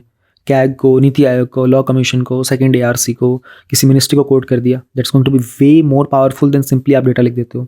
तो 63,000 के आसपास ये नंबर ऑफ एनिमल्स हैं। इसमें एशियाटिक लायंस भी हैं, एलिफेंट्स वगैरह भी थे, जो रेलवे ट्रैक्स में उनकी डेथ हुई थी 2017 से 2021 तक। अब आपके पास टॉपिक आता है ह्यूमन वाइल्ड लाइफ कॉन्फ्लिक्ट का, you simply quote this thing कि कैग ने ऐसा बताया था। और ये रेलवेज़ का जो टॉपिक आता है, रेलवेज टैक्स का भी आता है, रेलवे डेवलपमेंट का GS3 में, वहाँ पर भी कोट कर दो। सी सो ईजी। तो ड्रास्टिक डिक्लाइन हुआ in the black fever since 2007। अभी आपका हेल्थ का टॉपिक हो गया। गवर्नमेंट रिसेंटली फोकस कर रही है काला अजहर के ऊपर। ये आपको बताता हूँ, प्रधानमंत्री, मैं ये टॉपिक स्टार्ट करने वाला हूँ। प्रधानमंत्री जी की जो मन की बात आता है ना, उसमें उन्होंने काला अजहर को मेंशन किया था रिसेंटली। तो मैंने वो पूरा उसका नोट्स बनाए थे, कुछ 17 से 20 पॉइंट्स बने। मैं एक दो दिन में आप लोगों के साथ शेयर कर दूंगा इसी चैनल पर। मैं 2-3 चीज़ें स्टार्ट करने की कोशिश कर रहा हूँ इस पर। एक तो कुछ कॉन्स्टिट्यूशनल आर्टिकल्स आप लोगों को याद करवा दूँ डेली 5-5 मिनट, और PIB का भी एक न्यूज़ डेली अपडेट जो आता रहता है वो कर दूँ, और ये जो मन की बात टाइप की चीज़ें होती है ना, इन सबको भी स्टार्ट कर दूँ। तो ये सब मिला करके टोटल डेली का कुछ 15 से 20 मिनट का और एडिशनल हो जाएगा। बट ये इतना इंपॉर्टेंट डेटा होने वाला है, आपको पता रहेगा गवर्नमेंट कहाँ फोकस कर रही है। तो लेट्स सी कैसे कर पाता हूँ मैं। अभी काला अजहर का था, तो उन्होंने कहा था कि डिक्लाइन हुआ है केसेस के अंदर 2007 से 2022 तक। तो ये भी आप नोट डाउन कर सकते हो। WHO ने क्रिटिसाइज़ किया था कि चाइना ने कैसे कोविड डेथ्स की डेफिनेशन नैरो दी थी। बस इतना ध्यान रखो कि WHO is focusing on China. फिर चलो यही हो गया हमारा हाईलाइट्स वगैरह का सब था। ये एडिटोरियल आया है, एक टॉपिक है जो रैंक 3 है, गामिनी सिंगला जी हैं। 2021 में उनकी रैंक 3 आई थी ऑल इंडिया, और ये उनका सेकंड अटैम्प्ट था। इससे पहले इन्होंने 2020 का अटैम्प्ट भी दिया था, जहाँ इनका प्रीलिम्स भी क्लियर नहीं हुआ था। तो इन्होंने रिसेंटली बताया था कि सिविल सर्विस एग्जामिनेशन के लिए न्यूज़पेपर पढ़ना कितना इंपॉर्टेंट है। ये मैंने स्क्रीनशॉट टेलीग्राम चैनल पर डाल दिया, आप लोग चाहो तो वहाँ से ले सकते हो, इसको पढ़ लेना। प्रीलिम्स के लिए, मेंस के लिए, इंटरव्यू के लिए कितना इंपॉर्टेंट है। इसमें मेंशन भी है, उन्होंने बोला था फैक्ट्स को, डेटास को, स्पेशली इकोनॉमिक्स पे फोकस करो, है ना। बैकग्राउंड क्या होता है करंट न्यूज़ का, आर्टिकल को पढ़ते हो तो उसमें ट्राइबल मूवमेंट वगैरह देखो। मैं ये सब चीज़ें कवर करवा रहा हूँ। तो न्यूज़पेपर में आपकी ड्यूटी है एक्सप्लोर करना सारे रेलिवेंट क्वेश्चन जो भी हो सकते हैं प्रीलिम्स पॉइंट ऑफ व्यू से। एंड उन्होंने ये भी बोला था कि लास्ट टाइम उन्होंने एनालिसिस नहीं किया था, एंड एडिटोरियल पेजेस जो होते हैं एक्सट्रीमली हेल्पफुल होते हैं मेंस के लिए। हर एक आर्टिकल का एनालिसिस करो, उसको अपने टॉपिक्स के साथ मैच करो मेंस के सिलेबस में, फिर उसमें जो भी पूछा गया उसको खुद क्वेश्चन रेज करो, डायमेंशंस वगैरह बनाओ, कोट्स वगैरह को चेक करना स्टार्ट करो। एवरीथिंग जो भी मैं आपको करवा रहा होता हूँ ना यहाँ पर, वो सब कुछ यहाँ पर है। तो न्यूज़पेपर 80% हेल्पफुल होता है आपके फाइनल स्टेज के लिए। प्रीलिम्स में और मेंस में तो आप एक न्यूज़पेपर फॉलो करते हो, लेकिन इंटरव्यू में लोग जनरली 3 से 4 न्यूज़पेपर पढ़ के जा रहे होते हैं डेली, क्योंकि न्यूज़पेपर के अंदर जो भी चीज़ें आ रही होती है ना, इवन फॉर एग्जाम्पल आपका 10 जनवरी को इंटरव्यू है, तो 10 जनवरी को मॉर्निंग में भी क्या आया ना न्यूज़ के अंदर, वो भी आपके लिए इंटरव्यू में इंपॉर्टेंट हो जाता है। क्योंकि हो सकता है कि जो वहाँ पर आपका बोर्ड मेंबर बैठा है वो सुबह न्यूज़पेपर पढ़ के आया और वो ये आपसे पूछ ले, बताओ भाई, जैसे आज की बात करते हैं, अगर आज का जो न्यूज़पेपर है इसमें ये ग्रीन हाइड्रोजन मिशन के लिए सडनली गवर्नमेंट ने अप्रूवल दे दिया। अब सुबह अगर ये न्यूज़पेपर आप पढ़ के चले गए और आपको दोपहर में 12 बजे आपका इंटरव्यू है, इंटरव्यूअर ने आपसे पूछ लिया, बताओ यार ये ग्रीन हाइड्रोजन का कॉन्सेप्ट के बारे में, आप बोल सकते हो सर कि आज ही गवर्नमेंट ने अप्रूवल दिया है। सडनली द पर्सन बिकम्स कि अरे ही इज़ अवेयर, इसको पता है क्या चल रहा है दुनिया के अंदर। ये चीज़ें आपको पॉइंट्स ऐड करवा देती हैं। तो न्यूज़पेपर्स इंपॉर्टेंट हैं भाई, इसलिए मैंने ये वाला टॉप चैनल भी स्टार्ट किया था। पहले मैंने ये नहीं किया था, मैं मंथली मैगजीन पे फोकस ज़्यादा कर रहा था आप लोगों के लिए, बट अब मैंने ये भी स्टार्ट कर दिया। तो इसको जरूर पढ़ो एक बार, ये टेलीग्राम चैनल पर है ये वाला एडिटोरियल। 5 जनवरी के यानी कि आज के वन लाइनर करंट अफेयर्स को भी देख लेते हैं। एक कोटिया रीजन है, ये न्यूज़ में भी चल रहा है रिसेंटली। तो ओडिशा गवर्नमेंट ने रिसेंटली कहा था कि कुछ ऑफिसर्स को अलाउ किया जाएगा जॉइंट सेक्रेटरी लेवल के कोटिया रीजन में। तो अगर आप लोग देखोगे मैप के अंदर, ये ओडिशा और आंध्र प्रदेश का एक कॉमन सा एक रीजन है, जो कि बेसिकली दोनों इस पर क्लेम करते हैं कि टेरिटरी क्लेम की जा रही दोनों के द्वारा ही। दोनों ने स्टेट्स ने यहाँ पर 1960s से कुछ एरिया है उसमें मिनरल बहुत अवेलेबल है। दोनों का आंध्र प्रदेश कहता है कि हमारा एरिया है, उड़ीसा कहता है कि हमारा एरिया है। सो एक टसल चल रहा है यहाँ पर काफ़ी टाइम से। तो दोनों स्टेट्स ने चैलेंज किया एक दूसरे के एडमिनिस्ट्रेटिव कंट्रोल को इसमें, और इसमें अराउंड 21 रेवेन्यू विलेजेस भी अवेलेबल हैं। देन ESCR एक प्रोजेक्ट है हमारा इलेक्ट्रॉनिक सुप्रीम कोर्ट की रिपोर्ट्स का। बेसिकली जो सुप्रीम कोर्ट की रिपोर्ट्स वगैरह होती है ना, जो भी जजमेंट्स थी जब से सुप्रीम कोर्ट बना था 1950 से, तब से लेकर के अब तक सारी की सारी चीज़ें भी फ्रीली अवेलेबल हो जाएंगी लॉयर्स को और हमारे लॉ स्टूडेंट्स को। और ये सारे के सारे जजमेंट्स जो हैं ये सुप्रीम कोर्ट की वेबसाइट पर अवेलेबल होंगी, मोबाइल ऐप पर भी, और जो हमारा NJDG का जो पोर्टल है यानी कि नेशनल जुडिशियल डेटा ग्रिड का पोर्टल है वहाँ पर भी। तो एक इनिशिएटिव है बेसिकली जो हमारा एपेक्स कोर्ट की जजमेंट्स हैं उनको सबको डिजिटलाइज करने का। Mutual legal assistant treaty MLAT, India ने ये वाली ट्रीटी ने इससे पहले 45 कंट्रीज़ के साथ में साइन की हुई है। इंडिया की तरफ से मिनिस्ट्री ऑफ होम अफेयर इसको साइन करता है। तो बेसिकली इंश्योर करता है कि जो क्रिमिनल्स वगैरह होते हैं ना, वो अगर एक कंट्री A से और B कंट्री में एस्केप कर जाते हैं ना, तो दोनों कंट्रीज़ में एविडेंस वगैरह को शेयर करने का जो वो प्रोसीजर होता है ना, उसमें कोई प्रॉब्लम ना है। तो इंडिया ने ये रिसेंटली सऊदी अरेबिया के साथ भी साइन किया था। तो क्रिमिनल केसेस जो होते हैं ना, वहाँ पर इन्वेस्टिगेशन में सपोर्ट मिल जाता है। परचेजिंग मैनेजर इंडेक्स जो होता है, परचेजिंग मैनेजर इंडेक्स आपको पता होना चाहिए इकोनॉमी के अंदर रहता है, एंड बेसिकली इकोनॉमिक इंडिकेटर ये यानी कि इकोनॉमिक सिचुएशन बताता है। तो मंथली सर्वेस किए जाते हैं डिफरेंट कंपनीज़ के ऊपर, उससे पता चलता है क्या ट्रेंड चल रहा है हमारे मैन्युफैक्चरिंग और सर्विसेज सेक्टर में। तो इसमें नंबरिंग होती है 0 से 100 की। अगर परचेजिंग मैनेजर इंडेक्स की रैंकिंग 50 पॉइंट से अबव हो रही होती है तो हम एक्सपेंशन बोलते हैं, इकोनॉमी एक्सपेंड हो रही है। और अगर अंडर 50 होता है तो हम बोलते हैं कॉन्ट्रैक्ट कर रही है। और अगर 50 पे रेटिंग आती है तो हम कहते हैं कि कोई चेंज नहीं हुआ। इसको पब्लिश किया था जापानीज़ फर्म है एक निक्की करके, लेकिन कंपाइलेशन वगैरह करता है मार्केट इकोनॉमिक्स करके। तो अभी right now according to S&P का जो ग्लोबल इंडिया मैन्युफैक्चरिंग है, मैन्युफैक्चरिंग का जो PMI थे उनके अकॉर्डिंगली इंडिया का जो मैन्युफैक्चरिंग सेक्टर है ना, उसमें हाईएस्ट आउटपुट देखने को मिला था सिंस फरवरी 2021। यानी कि देखोगे ऑलमोस्ट 2 साल में अभी राइट नाउ मैन्युफैक्चरिंग सेक्टर ने हाईएस्ट आउटपुट शो किया था।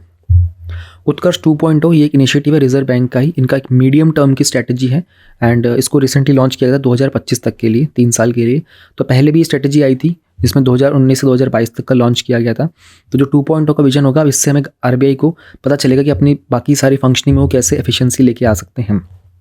फिर जो भी national global transparency, accountability, ethics driven internal control, internal governance वगैरह, ये आपका GS4 में आप यूज़ कर सकते हो इस एग्जाम्पल को। कि इवन बैंकिंग के अंदर अगर कोई बैंकिंग में ना ऐसे क्वेश्चंस आप देखोगे ना, एथिक्स में बहुत डायरेक्ट क्वेश्चन आया नहीं बैंकिंग के एथिक्स को लेकर के, तो कभी भी आ सकता है, वहाँ पर आप उत्कर्ष 2.0 का इस्तेमाल कर सकते हो। तो ऐसे छोटी छोटी चीज़ें कलेक्ट कर लो, बस इतना भी लिख दोगे ना आप उत्कर्ष 2.0, क्योंकि मोस्टली स्टूडेंट्स को पता ही नहीं होगा इसके बारे में। देन कॉफ़ी को लेकर के रिसेंटली इंडिया का जो कॉफ़ी के एक्सपोर्ट थे, इंडिया में देखो दो तरह की कॉफ़ी पाई जाती है, रोबस्टा और अरेबिका। अभी फोटो में तो आपके लिए आइडेंटिफाई कर पाना मुश्किल होगा यहाँ पर, बट इंडिया जो है वो एशिया का थर्ड लार्जेस्ट प्रोड्यूसर भी है और एक्सपोर्टर भी है। तो रिसेंटली हमारे जो एक्सपोर्ट थे ना वो ऑलमोस्ट 2% के आसपास तक इंक्रीज़ हो गए थे, यानी कि 2022 में 4 लाख टन का हम लोगों ने एक्सपोर्ट किया था। अगर इंडिया में देखिए कॉफ़ी प्लांटेशन को लेकर के, तो इसके लिए हॉट एंड ह्यूमिड क्लाइमेट चाहिए होता है। टेम्परेचर 15 डिग्री सेल्सियस से 28 डिग्री सेल्सियस के आसपास। रेनफॉल चाहिए होती है 150 से 250 सेंटीमीटर तक। ये आपको पता होना चाहिए, मोस्टली जो हमारी कमर्शियल क्रॉप्स होती है ना उनके बारे में खास करके। ट्रेडिशनली ये रेन फॉरेस्ट में होता था, वेस्टर्न घाट्स के साउथ इंडिया में, और ये कर्नाटका में सबसे ज़्यादा प्रोडक्शन हाईएस्ट होता है कॉफ़ी का, कर्नाटका में। फिर अगर आप देखोगे Kerala, Tamil Nadu, Andhra Pradesh, Orissa, if you look at it, तो ये वेस्टर्न घाट्स के साइड भी है और ये थोड़ा सा ईस्टर्न घाट के साइड भी होता है, लेकिन it is more incline towards the western Ghat. तो यानी कि अगर हमारा ये मैप इस तरीके से है, यहाँ पर हमारा तमिलनाडु भी है, आंध्र प्रदेश भी है, उड़ीसा भी है, तो भी यहाँ पर इनके भी वेस्टर्न रीजन जो होंगे ना उसमें थोड़ा प्रोडक्शन ज़्यादा मिलेगा आपको। देन धर्मा गार्जियन, ये एक एनुअल एक्सरसाइज है हमारी इंडियन आर्मी की और जापानीज़ जो ग्राउंड सेल्फ डिफेंस फोर्स है उनके बीच में। डिफेंस एक्सरसाइज वगैरह जो होती है ना वो मिलिट्रीज अपनी स्ट्रेटजीज़ वगैरह को एक सिंक्रोनाइज करने की कोशिश करती है कि फ्यूचर में अगर कल को इंडिया एंड जापान को मिलकर कोई वॉर लड़ना पड़ा तो हम दोनों को सिंक्रोनाइज करने में प्रॉब्लम नहीं होगी। तो it's like practice going on. Summit शिखर जी या फिर शिखर जी करके, ये बहुत ही एक पॉपुलर साइट है, आप लोगों में से काफ़ी लोग इसको जानते भी होंगे। तो गिरिध करके एक डिस्ट्रिक्ट है झारखंड का, और ये जो जैन जो रिलीजन होता है ना उसमें दिगंबर और श्वेतांबर होते हैं ना, ये आप लोगों ने पढ़ लिया होगा, मतलब जैनिज्म बुद्धिज्म जब आप पढ़ते हैं अपने हिस्ट्री में तो आपको पता होगा। तो उन दोनों की जो मोस्ट पॉपुलर और जो बिगेस्ट पिलग्रिमेज साइट है ना तो वो ये है शिखर जी। तो रिसेंटली यहाँ पर कुछ प्रोटेस्ट चल रहा था कि गवर्नमेंट की जो वहाँ की झारखंड गवर्नमेंट, उन्होंने इसको डिक्लेयर किया था कि एक टूरिस्ट स्पॉट होगा। तो पारसनाथ हिल है वहाँ पर ये लोकेटेड है, एंड बेसिकली जो 23rd तीर्थंकार थे ना उनका नाम प्रशांत था, उनके नाम पर ही पारसनाथ हिल पड़ा था। और ऐसा माना जाता था इस प्लेस के अंदर यहाँ पर 20 ऑफ द 24 मतलब जो भी 24 जैन तीर्थंकार रहे ना उसमें से ऑलमोस्ट जो 20 थे ना उनको यहीं पर मोक्ष प्राप्त हुआ था, इसी जगह पर जब उन्होंने ध्यान किया था। तो काफ़ी पॉपुलर प्लेस है, बहुत सुंदर जगह भी है, आप लोगों में से किसी ने विजिट भी किया होगा कभी ना कभी। इसी को लेकर के अगर उन्होंने कहा कि अगर इसको आप टूरिस्ट स्पॉट डिक्लेयर कर दोगे ना तो प्रॉब्लम आएगी इसमें। तो ये थे हमारे सारे के सारे one liner current affairs. Everything is important, there are so many things, इनको मिस मत किया करो। मुझे किसी ने ऐसे शेयर किया था, पूछ रहा था, समबडी वाज आस्किंग कि क्या मैं one liner current affair miss कर दूं। 5 से 7 मिनट के टॉपिक होते हैं, एक अवेयरनेस बनी रहेगी और रिवीजन होता तो वो रिपीट भी होता रहेगा। नोट्स वगैरह सिर्फ उनके बनाओ जो एग्जाम्पल्स आपको नोट करने होते हैं, वहाँ पर आपके आंसर में यूनिकनेस आ जाएगी। कुछ फैक्चुअल इन्फॉर्मेशन होती है जो शायद प्रीलिम्स में क्लिक कर जाएगी, just listen to them, that will be also helpful. एक हमारे पास एडिटोरियल है, how is India moving to regulate the online gaming. Online gaming आप लोग सब समझते होंगे, आप सब लोगों ने मोस्टली लोगों ने की भी होगी ऑनलाइन गेमिंग।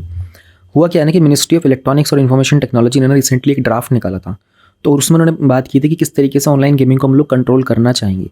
आइडिया क्या था, उन्होंने कहा था कि ऑनलाइन गेम्स जो है ना उनको इंडियन लॉज के साथ में थोड़ा सा मैच करना है, लाइन अप करने की कोशिश करना है, एंड कुछ सेफ गार्ड्स लगाने हैं ताकि इनका कोई पोटेंशियल हार्म ना हो। तो जो हमारे उसमें मिनिस्टर ऑफ जो स्टेट हैं मिनिस्ट्री ऑफ इलेक्ट्रॉनिक्स के, उन्होंने कहा था कि इस ड्राफ्ट के अंदर उन्होंने एक सेल्फ रेगुलेटरी मैकेनिज्म की बात की थी। देखो कुछ टॉपिक्स ऐसे हैं वहाँ पर सेल्फ रेगुलेटरी मैकेनिज्म ऑनलाइन में अगर आप देखोगे ना जो भी डिजिटल वर्ल्ड थे वहाँ पर गवर्नमेंट ने कोशिश ये की है कि जैसे OTT प्लेटफॉर्म्स हो गए, सोशल मीडिया इंटरमीडियरीज वगैरह हो गए, अभी ऑनलाइन गेमिंग हो गया। ये देखो समझने की बात है, गवर्नमेंट इन चीज़ों के अंदर बोलती है कि पहले आप अपना सेल्फ रेगुलेटरी मैकेनिज्म लगा लो, उसके बियॉन्ड जाएंगे तो गवर्नमेंट इंटरवीन करेगी। यू हैव टू अंडरस्टैंड कि एक पर्टिकुलर सेक्शन है जहाँ पर गवर्नमेंट कह रही है कि सेल्फ रेगुलेशन करो, एंड देयर आर सेक्शन जहाँ पर गवर्नमेंट कहती है सेल्फ रेगुलेशन करना नहीं है, हम खुद करेंगे। तो बीइंग एन एस्पिरेंट आपको पता होना चाहिए डिफरेंस कौन से डिपार्टमेंट्स होते हैं वो। अब किस तरह के चेंजेस उन्होंने प्रपोज किए थे वो भी जरा देख लेते हैं। उन्होंने कहा था कि कुछ सेट ऑफ प्रोसीजर्स लेके आओ, कुछ नॉर्म्स मतलब होता है कुछ रूल्स लेके आओ ताकि आप यूज़र का वेरिफिकेशन कर सको, एक एंगेजमेंट होना चाहिए प्रॉपरली। तो उन्होंने डिफाइन किया था, एक तो यहाँ पर जो ऑनलाइन गेमिंग है ना पूरा का पूरा इस ड्राफ्ट में उन्होंने डिफाइन भी किया होगा। उन्होंने कहा था कि कोई भी गेम जो इंटरनेट के द्वारा ऑफर किया जा रहा है और एक यूज़र के द्वारा कंप्यूटर रिसोर्स के थ्रू एक्सेसिबल भी हो सकता है, एंड अगर उससे कुछ विनिंग्स वगैरह अर्निंग्स भी करनी होगी तो उसके लिए वो डिपॉजिट भी कर सकता है। ऐसी चीज़ को हम लोग ऑनलाइन गेमिंग बोलेंगे।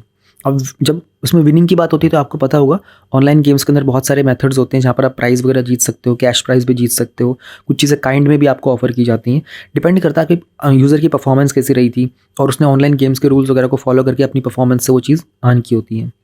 अब इससे एक पूरे सेक्टर के अंदर जो कॉन्सेप्ट चल रहा था ना कि ये is it a game of luck or is it a game of skill, ये आपस में थोड़ा सा इसके ऊपर डिस्कोर्स चल रहा था। इसको समझने की कोशिश की जाएगी आफ्टर द डेफिनेशंस। तो जो जो भी प्रपोजल दिए गए थे ना, उसमें ट्रांसपेरेंसी भी लाने की कोशिश की गई है। गेम के जो ऑपरेटर्स होंगे उनको यूजर्स को वेरीफाई करना पड़ेगा प्लेटफॉर्म के ऊपर, और अपने टर्म्स और सर्विसेज उनको प्रोवाइड करने पड़ेंगे। अगर जहाँ पर बात की जाएगी पैसा कमाने की, तो उनको इन्फॉर्म करना पड़ेगा यूज़र को कि क्या पॉलिसी है, मतलब किस तरीके से वो ऑनलाइन वेबसाइट से गेम की अपना पैसा विड्रॉ कैसे कर सकते हैं, डिपॉजिट कैसे होगा, कैसे उनका प्रोटेक्शन किया जाएगा, विनर्स का डिस्ट्रीब्यूशन कैसे किया जाएगा, फीस कितनी होगी, यूज़र से कितना चार्ज की लिया जाएगा। फिर उनको ये भी बताया जाएगा कि आपका फाइनेंशियल लॉस कैसे हो सकता है, क्या पोटेंशियल है इस चीज़ का, एडिक्शन कैसे हो सकती है, उसके लिए रिपीट, ये बहुत अच्छी चीज़ है। देखो इस प्रपोजल में डाला गया है कि उन्होंने कहा कि रिपीटेड वार्निंग मैसेजेस। अब ये चीज़ है ना, जनरली आप लोग जब अपने नोट्स वगैरह बनाते हो तो इन चीज़ों को मिस करते हो। These are the very unique things जो आपके आंसर राइटिंग बोलते हैं ना, कि वे फॉरवर्ड जो होता है ना, उसमें बोला गया कि रिपीटेड वार्निंग मैसेजेस डिस्प्ले किए जाएँ ना, ताकि जो यूज़र है ना उसको पता चल जाए कि एक रीजनेबल ड्यूरेशन के बियॉन्ड एडिक्शन होने के चांसेस ज़्यादा होते हैं। तो प्लेटफॉर्म्स वगैरह जो भी है हमारे अब, उसमें जब भी पब्लिशिंग होगी गेम वगैरह की, तो उनको अपना डिटेल्स वेरीफाई करनी पड़ेगी। उस मतलब उन्होंने कहा कि मान लो बहुत सारी ऑनलाइन गेमिंग कंपनीज है, ABCD, उन्होंने कहा कि आप लोग आपस में मिल करके ना अपना एक रेगुलेटरी बोर्ड बना लो, सेल्फ रेगुलेटरी बोर्ड बना लो, और सब इसके साथ रजिस्टर हो जाओ। आप लोग इसके साथ रजिस्टर हो जाओगे तो चीज़ें आपके लिए आसान हो जाएंगी, कोऑर्डिनेशन आपका ईजी हो जाएगा।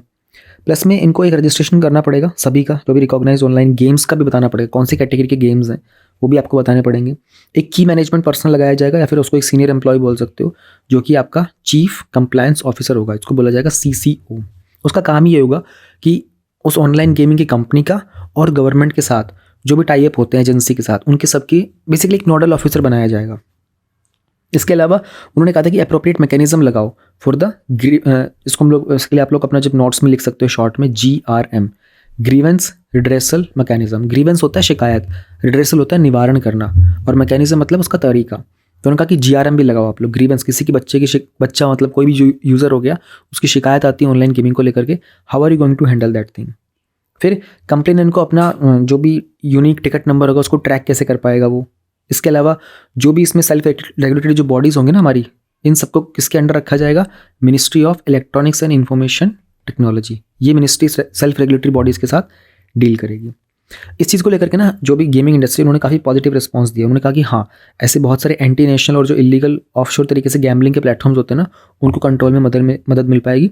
और जो इन्वेस्टर्स होते हैं जो इन कंपनीज में इन्वेस्ट करेंगे, उनको थोड़ा सा कॉन्फिडेंस आएगा कि हाँ, ऑनलाइन गेमिंग की जो इंडस्ट्री है ना, ये सिक्योर है, गवर्नमेंट की इस पर नज़र है, रेगुलेशन अच्छा है, तो यहाँ पर पैसा इन्वेस्ट करना ईजी होगा। तो ये एक एडवांटेज आप लिख सकते हो कि जब भी रेगुलेशन होता है ना, तो रेगुलेशन का डिसएडवांटेज तो ये होता है कि लोग बहुत नज़र रखते हैं, बट एडवांटेज क्या होता है कि इन्वेस्टर्स का कॉन्फिडेंस इंक्रीज हो जाता है कि हाँ भाई, ट्रस्टवर्दी डिपार्टमेंट है। फिर अभी इसमें और भी बहुत सारी चीज़ें होंगी, डेवलपमेंट होगी, बट ये अभी जो ड्राफ्ट था ये इस तरीके से होगा कि कैसे हम लोग रेगुलेट करने वाले हैं। तो that's it for this topic. एक हमारे पास एडिटोरियल है, how is India moving to regulate the online gaming. Online gaming आप लोग सब समझते होंगे, आप सब लोगों ने, मोस्टली लोगों ने की भी होगी ऑनलाइन गेमिंग। हुआ क्या है ना कि मिनिस्ट्री ऑफ इलेक्ट्रॉनिक्स और इन्फॉर्मेशन टेक्नोलॉजी ने ना रिसेंटली एक ड्राफ्ट निकाला था, तो उसमें उन्होंने बात की थी कि किस तरीके से ऑनलाइन गेमिंग को हम लोग कंट्रोल करना चाहेंगे। आइडिया क्या था, उन्होंने कहा था कि ऑनलाइन गेम्स जो है ना, उनको इंडियन लॉज के साथ में थोड़ा सा मैच करना है, लाइन अप करने की कोशिश करना है, एंड कुछ सेफगार्ड्स लगाने हैं ताकि इनका कोई पोटेंशियल हार्म ना हो। तो जो हमारे उसमें मिनिस्टर ऑफ जो स्टेट हैं, मिनिस्ट्री ऑफ इलेक्ट्रॉनिक्स के, उन्होंने कहा था कि इस ड्राफ्ट के अंदर उन्होंने एक सेल्फ रेगुलेटरी मैकेनिज्म की बात की थी। देखो कुछ टॉपिक्स ऐसे हैं वहाँ पर सेल्फ रेगुलेटरी मैकेनिज्म, ऑनलाइन में अगर आप देखोगे ना, जो भी डिजिटल वर्ल्ड थे वहाँ पर गवर्नमेंट ने कोशिश ये की है कि जैसे OTT प्लेटफॉर्म्स हो गए, सोशल मीडिया इंटरमीडियरीज वगैरह हो गए, अभी ऑनलाइन गेमिंग हो गया। ये देखो समझने की बात है, गवर्नमेंट इन चीज़ों के अंदर बोलती है कि पहले आप अपना सेल्फ रेगुलेटरी मैकेनिज्म लगा लो, उसके बियॉन्ड जाएंगे तो गवर्नमेंट इंटरवीन करेगी। यू हैव टू अंडरस्टैंड कि एक पर्टिकुलर सेक्शन है जहाँ पर गवर्नमेंट कह रही है कि सेल्फ रेगुलेशन करो, एंड देयर आर सेक्शन जहाँ पर गवर्नमेंट कहती है सेल्फ रेगुलेशन करना नहीं है, हम खुद करेंगे। तो बीइंग एन एस्पिरेंट आपको पता होना चाहिए डिफरेंस कौन से डिपार्टमेंट्स होते हैं वो। अब किस तरह के चेंजेस उन्होंने प्रपोज किए थे वो भी जरा देख लेते हैं। उन्होंने कहा था कि कुछ सेट ऑफ प्रोसीजर्स लेके आओ, कुछ नॉर्म्स मतलब होता है कुछ रूल्स लेके आओ, ताकि आप यूज़र का वेरिफिकेशन कर सको, एक एंगेजमेंट होना चाहिए प्रॉपरली। तो उन्होंने डिफाइन किया था, एक तो यहाँ पर जो ऑनलाइन गेमिंग है ना पूरा का पूरा, इस ड्राफ्ट में उन्होंने डिफाइन भी किया होगा। उन्होंने कहा था कि कोई भी गेम जो इंटरनेट के द्वारा ऑफर किया जा रहा है और एक यूज़र के द्वारा कंप्यूटर रिसोर्स के थ्रू एक्सेसिबल भी हो सकता है, एंड अगर उससे कुछ विनिंग्स वगैरह अर्निंग्स भी करनी होगी तो उसके लिए वो डिपॉजिट भी कर सकता है, ऐसी चीज़ को हम लोग ऑनलाइन गेमिंग बोलेंगे। अब जब उसमें विनिंग की बात होती है तो आपको पता होगा ऑनलाइन गेम्स के अंदर बहुत सारे मेथड्स होते हैं जहाँ पर आप प्राइज़ वगैरह जीत सकते हो, कैश प्राइज़ भी जीत सकते हो, कुछ चीज़ें काइंड में भी आपको ऑफर की जाती हैं। डिपेंड करता है कि यूज़र की परफॉर्मेंस कैसी रही थी और उसने ऑनलाइन गेम्स के रूल्स वगैरह को फॉलो करके अपनी परफॉर्मेंस से वो चीज़ अर्न की होती है। अब इससे एक पूरे सेक्टर के अंदर जो कॉन्सेप्ट चल रहा था ना कि ये is it a game of luck or is it a game of skill, ये आपस में थोड़ा सा इसके ऊपर डिस्कोर्स चल रहा था। इसको समझने की कोशिश की जाएगी आफ्टर द डेफिनेशंस। तो जो भी प्रपोजल दिए गए थे ना उसमें ट्रांसपेरेंसी भी लाने की कोशिश की गई है। गेम के जो ऑपरेटर्स होंगे उनको यूज़र्स को वेरीफाई करना पड़ेगा प्लेटफॉर्म के ऊपर और अपने टर्म्स और सर्विसेज उनको प्रोवाइड करने पड़ेंगे। अगर जहाँ पर बात की जाएगी पैसा कमाने की तो उनको इन्फॉर्म करना पड़ेगा यूज़र को कि क्या पॉलिसी है, मतलब किस तरीके से वो ऑनलाइन वेबसाइट से गेम की अपना पैसा विड्रॉ कैसे कर सकते हैं, डिपॉजिट कैसे होगा, कैसे उनका प्रोटेक्शन किया जाएगा, विनर्स का डिस्ट्रीब्यूशन कैसे किया जाएगा, फीस कितनी होगी, यूज़र से कितना चार्ज की लिया जाएगा। फिर उनको ये भी बताया जाएगा कि आपका फाइनेंशियल लॉस कैसे हो सकता है, क्या पोटेंशियल है इस चीज़ का, एडिक्शन कैसे हो सकती है उसके लिए रिपीट। ये बहुत अच्छी चीज़ है। देखो इस प्रपोजल में डाला गया है कि उन्होंने कहा कि रिपीटेड वार्निंग मैसेजेस। अब ये चीज़ है ना, जनरली आप लोग जब अपने नोट्स वगैरह बनाते हो तो इन चीज़ों को मिस करते हो। These are the very unique things जो आपके आंसर राइटिंग बोलते हैं ना कि वे फॉरवर्ड जो होता है ना उसमें बोला गया कि रिपीटेड वार्निंग मैसेजेस डिस्प्ले किए जाएँ ना, ताकि जो यूज़र है ना उसको पता चल जाए कि एक रीजनेबल ड्यूरेशन के बियॉन्ड एडिक्शन होने के चांसेस ज़्यादा होते हैं। तो प्लेटफॉर्म्स वगैरह जो भी है हमारे अब उसमें जब भी पब्लिशिंग होगी गेम वगैरह की तो उनको अपना डिटेल्स वेरीफाई करनी पड़ेगी। उस सेल्फ मतलब उन्होंने कहा कि मान लो बहुत सारी ऑनलाइन गेमिंग कंपनीज है ABCD, उन्होंने कहा कि आप लोग आपस में मिल करके ना अपना एक रेगुलेटरी बोर्ड बना लो, सेल्फ रेगुलेटरी बोर्ड बना लो और सब इसके साथ रजिस्टर हो जाओ। आप लोग इसके साथ रजिस्टर हो जाओगे तो चीज़ें आपके लिए आसान हो जाएंगी, कोऑर्डिनेशन आपका ईजी हो जाएगा। प्लस में इनको एक रजिस्ट्रेशन करना पड़ेगा सभी का, जो भी रिकॉग्नाइज ऑनलाइन गेम्स का भी बताना पड़ेगा कौन सी कैटेगरी के गेम्स हैं वो भी आपको बताने पड़ेंगे। एक की मैनेजमेंट पर्सन लगाया जाएगा या फिर उसको एक सीनियर एम्प्लॉय बोल सकते हो जो कि आपका चीफ कंप्लायंस ऑफिसर होगा, इसको बोला जाएगा CCO। उसका काम ये होगा कि उस ऑनलाइन गेमिंग की कंपनी का और गवर्नमेंट के साथ जो भी टाई अप होते हैं एजेंसी के साथ उनके सबकी बेसिकली एक नोडल ऑफिसर बनाया जाएगा। इसके अलावा उन्होंने कहा था कि अप्रोप्रिएट मैकेनिज्म लगाओ फॉर द इसको हम लोग इसके लिए आप लोग अपना जब नोट्स में लिख सकते हो शॉर्ट में GRM, grievance redressal mechanism. Grievance होता है शिकायत, रिड्रेसल होता है निवारण करना और मैकेनिज्म मतलब उसका तरीका। तो उन्होंने कहा कि GRM भी लगाओ आप लोग। ग्रीवेंस किसी की बच्चा मतलब कोई भी यूज़र हो गया उसकी शिकायत आती है ऑनलाइन गेमिंग को लेकर के, how are you going to handle that thing. फिर कंप्लेनेंट को अपना जो भी यूनिक टिकट नंबर होगा उसको ट्रैक कैसे कर पाएगा वो। इसके अलावा जो भी इसमें सेल्फ रेगुलेटरी जो बॉडीज़ होंगी ना हमारी, इन सबको किसके अंडर रखा जाएगा, ministry of electronics and information technology. ये मिनिस्ट्री सेल्फ रेगुलेटरी बॉडीज़ के साथ डील करेगी। इस चीज़ को लेकर के ना जो भी गेमिंग इंडस्ट्री उन्होंने काफ़ी पॉजिटिव रिस्पांस दिया। उन्होंने कहा कि हाँ ऐसे बहुत सारे एंटी नेशनल और जो इलीगल ऑफशोर तरीके से गैम्बलिंग के प्लेटफॉर्म्स होते हैं ना उनको कंट्रोल में मदद मिल पाएगी। और जो इन्वेस्टर्स होते हैं जो इन कंपनीज में इन्वेस्ट करेंगे उनको थोड़ा सा कॉन्फिडेंस आएगा कि हाँ ऑनलाइन गेमिंग की जो इंडस्ट्री है ना ये सिक्योर है, गवर्नमेंट की इस पर नज़र है, रेगुलेशन अच्छा है, तो यहाँ पर पैसा इन्वेस्ट करना ईजी होगा। तो ये एक एडवांटेज आप लिख सकते हो कि जब भी रेगुलेशन होता है ना तो रेगुलेशन का डिसएडवांटेज तो ये होता है कि लोग बहुत नज़र रखते हैं, बट एडवांटेज क्या होता है कि इन्वेस्टर्स का कॉन्फिडेंस इंक्रीज हो जाता है कि हाँ भाई ट्रस्टवर्दी डिपार्टमेंट है। फिर अभी इसमें और भी बहुत सारी चीज़ें होंगी, डेवलपमेंट होगी, बट ये अभी जो ड्राफ्ट था ये इस तरीके से होगा कि कैसे हम लोग रेगुलेट करने वाले हैं। तो that's it for this topic. आज का हमारा एथिक्स का previous year question analysis start करते हैं। इसमें हम लोग डेली एक प्रीवियस ईयर क्वेश्चन को सॉल्व करके और उसको एनालिसिस करते हैं, उसमें क्या कुछ आंसर राइटिंग में इम्प्रूव किया जा सकता है, कुछ आप लोगों के लिए वैल्यू एडिशंस आपको यहाँ से मिल जाता है। तो कल तक हम लोगों ने 3 क्वेश्चंस कंप्लीट कर लिए थे। हमारा जो कल वाला क्वेश्चन था third one, it was some people feel that values keep changing with time and situation, other strongly believe that there are certain universal eternal values. इसमें अपना परसेप्शन देना है। तो 2 पेज का क्वेश्चन था, हम लोगों ने इसको कल कवर किया था। आज हम लोग क्वेश्चन नंबर 4 कवर करेंगे। इमोशनल इंटेलिजेंस क्या होता है and how can it be developed in people, how does it help an individual in taking ethical decisions. 10 number का 150 वर्ड्स का है। जब 10 नंबर की बात की जा रही है आपको 2 पेज मिलने वाले हैं। और तो आज हम लोग क्वेश्चन 4 भी करेंगे और क्वेश्चन 5 भी पूरा कवर करेंगे। तो ये वाला पार्ट आज थोड़ा सा लेंथी चला जाएगा। क्वेश्चन 5 में 3 कोट्स थे तो वो तीनों ही कवर करेंगे हम लोग। Let us try to understand question number 4 first. अभी इमोशनल इंटेलिजेंस वाला जो हमारा टॉपिक है आपका सिलेबस में it is given very clearly. तो 2013 का ये क्वेश्चन नंबर 4 है हमारा। इमोशनल इंटेलिजेंस क्या होता है, how can it be developed in people. तो आप देखोगे उसने क्वेश्चन में पहले तो 2 पार्ट खुद बना दिए हैं। ऑलराइट, एक तो इमोशनल इंटेलिजेंस क्या होता है उसने पूछा है तो आपको कहीं ना कहीं डिफाइन करना पड़ेगा। फिर उसने कहा था कि how can it be developed in people and how does it help an individual in taking ethical decisions. तो एक तरीके से देखा जाए उसने क्वेश्चन में 2 पार्ट बनाए हैं, पर उसमें वो पूछ 3 चीज़ें रहा है 2 पार्ट्स में। क्या क्या पूछ रहा है, भैया ये बताओ इमोशनल इंटेलिजेंस क्या होता है, सेकंड चीज़ आप इसे डेवलप कैसे करते हो, थर्ड चीज़ ये एथिकल डिसीजन में कैसे हेल्प करता है। तो अगेन क्वेश्चन को रीड करो, क्वेश्चन को बार बार रीड करने की आदत डालो ताकि कोई मिस्टेक ना हो। क्वेश्चन में वो पूछ रहा है इमोशनल इंटेलिजेंस क्या होता है, सेकंड वो पूछ रहा है how can it be developed in people. उसने ये नहीं पूछा कि how can it be developed with the public services के मैटर में, उसने फिर पूछा इंडिविजुअल की बात कर रहा है। ध्यान रहे आपको ग्रुप को टारगेट नहीं करना है, आपको ऑर्गेनाइजेशन को टारगेट नहीं करना, आपको इंडिविजुअल पर्सन को टारगेट करना है। इंडिविजुअल के अंदर वो एथिकल डिसीजंस कैसे लेने में मदद करेगा, क्या इमोशनल इंटेलिजेंस कैसे मदद करेगा। तो विल स्टार्ट विद दिस।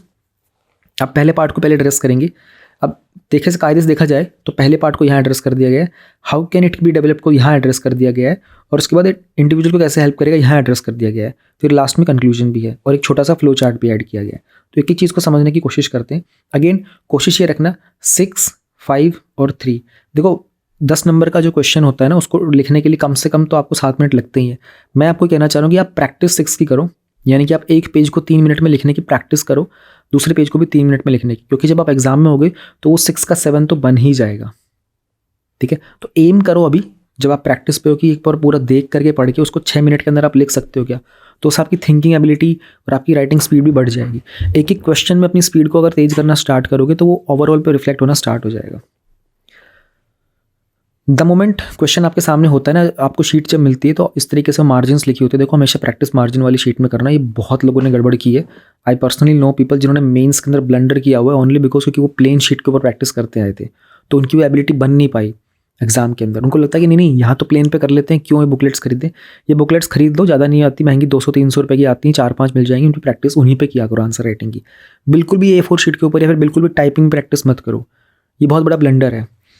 तो मार्जिन से एक भी पॉइंट उधर नहीं जाना चाहिए। उन्होंने लिखा भी होता है एग्जाम की जो मार्जिन वहाँ पर आती है ना शीट्स, वहाँ पे लिखा होता है कि candidate must not right on this. क्यों लिखा होता है पता है, जब एग्जामिनर चेक कर रहा होता है ना तो वो यहाँ पर आपको रिमार्क्स देते हैं आपके आंसर कॉपी के अंदर, ये एग्जामिनर के लिए स्पेस होता है ये, तो you should not interfere in that space, और ये आपकी इंस्ट्रक्शंस में लिखा भी होता है। द मोमेंट आपके पास क्वेश्चन आ जाता है ना, आप कीवर्ड्स को हाईलाइट करो। कैसे, उसने पूछा व्हाट इज इमोशनल इंटेलिजेंस, तो द मोमेंट मेरे पास क्वेश्चन आएगा मैं इस चीज़ को सर्कल कर लूँगा उसने, और मैं इसको भी करूँगा कि व्हाट पूछा है उसने, ये नहीं पूछा हाउ वगैरह, हाउ वो बाद में पूछेगा। कैसे डेवलप कैसे किया जा सकता है, ठीक है, एक तो डेवलपमेंट पे पूछ रहा है। तीसरा ये एथिकल डिसीजंस में कैसे हेल्प करेगा। तो मेरे पास मेजरली 3 चीज़ें आ गई। Now will start with the quote as per the Goleman. अभी डैनियल गोलमैन एक थिंकर है, उन्होंने इमोशनल इंटेलिजेंस की डेफिनेशन दी थी। तो गोलमैन कहते हैं emotional intelligence involves ability to recognise, understand and manage the own emotions as well as emotions of others. Its interlinked components include self-awareness, self-regulation, empathy, social skills and motivation. अब यहाँ पर एक innovation बताऊँ, ये जो चीज़ है ना इसके इंटरनल कंपोनेंट्स वाला, इसको आप यहाँ पे से ना हटा करके ना थोड़ा सा यहाँ स्पेस दे करके 2 लाइन का, और यहाँ पे इसको ऐसे लिख सकते कि इंटरलिंक्ड कंपोनेंट्स करके, और आप ऐसे एरो बना करके भी 3-4 चीज़ें लिख सकते थे। यहाँ पर आप लिख सकते self awareness, self regulation, self awareness, empathy लिख सकते थे, सोशल स्किल्स लिख सकते थे, मोटिवेशन लिख सकते थे। तो ये थोड़ा सा स्पेस आपका और कवर हो जाता है। अब ये तब करना ही चीज़ें जब आपके पास आंसर में कुछ लिखने के लिए ना हो, ताकि आपको स्पेस भी फुलफिल करना पड़े और ये दिखेगा भी थोड़ा सा अट्रैक्टिव एंड सेंसिबल भी लगेगा। फिर अब गोलमैन मुझे लगा कि थिंकर है, तो थिंकर के नाम को why not to put it in a box, थोड़ा सा और हाईलाइट हो जाएगा, वो पर्सन मिस ही नहीं करेगा। और इमोशनल इंटेलिजेंस पे पूछा है, जो चीज़ पूछी है मैंने उसको डबल अंडरलाइन किया है। फिर एग्जाम्पल देना बहुत ज़रूरी है। तो मैंने कहा एक emotionally intelligent person is aware of himself and what triggers him और हर। उसको पता है कि उसको खुद को क्या ट्रिगर करेगा। हेंस ही और she can handle stress and setback with a positive attitude. अब देखो ये TUDE ये लिखना रहेगा ना, ये भी मिस्टेक होती है, आपको ये भी नहीं करनी गलती। छोटी छोटी गलतियों से ही नंबर्स आप इंक्रीज करोगे।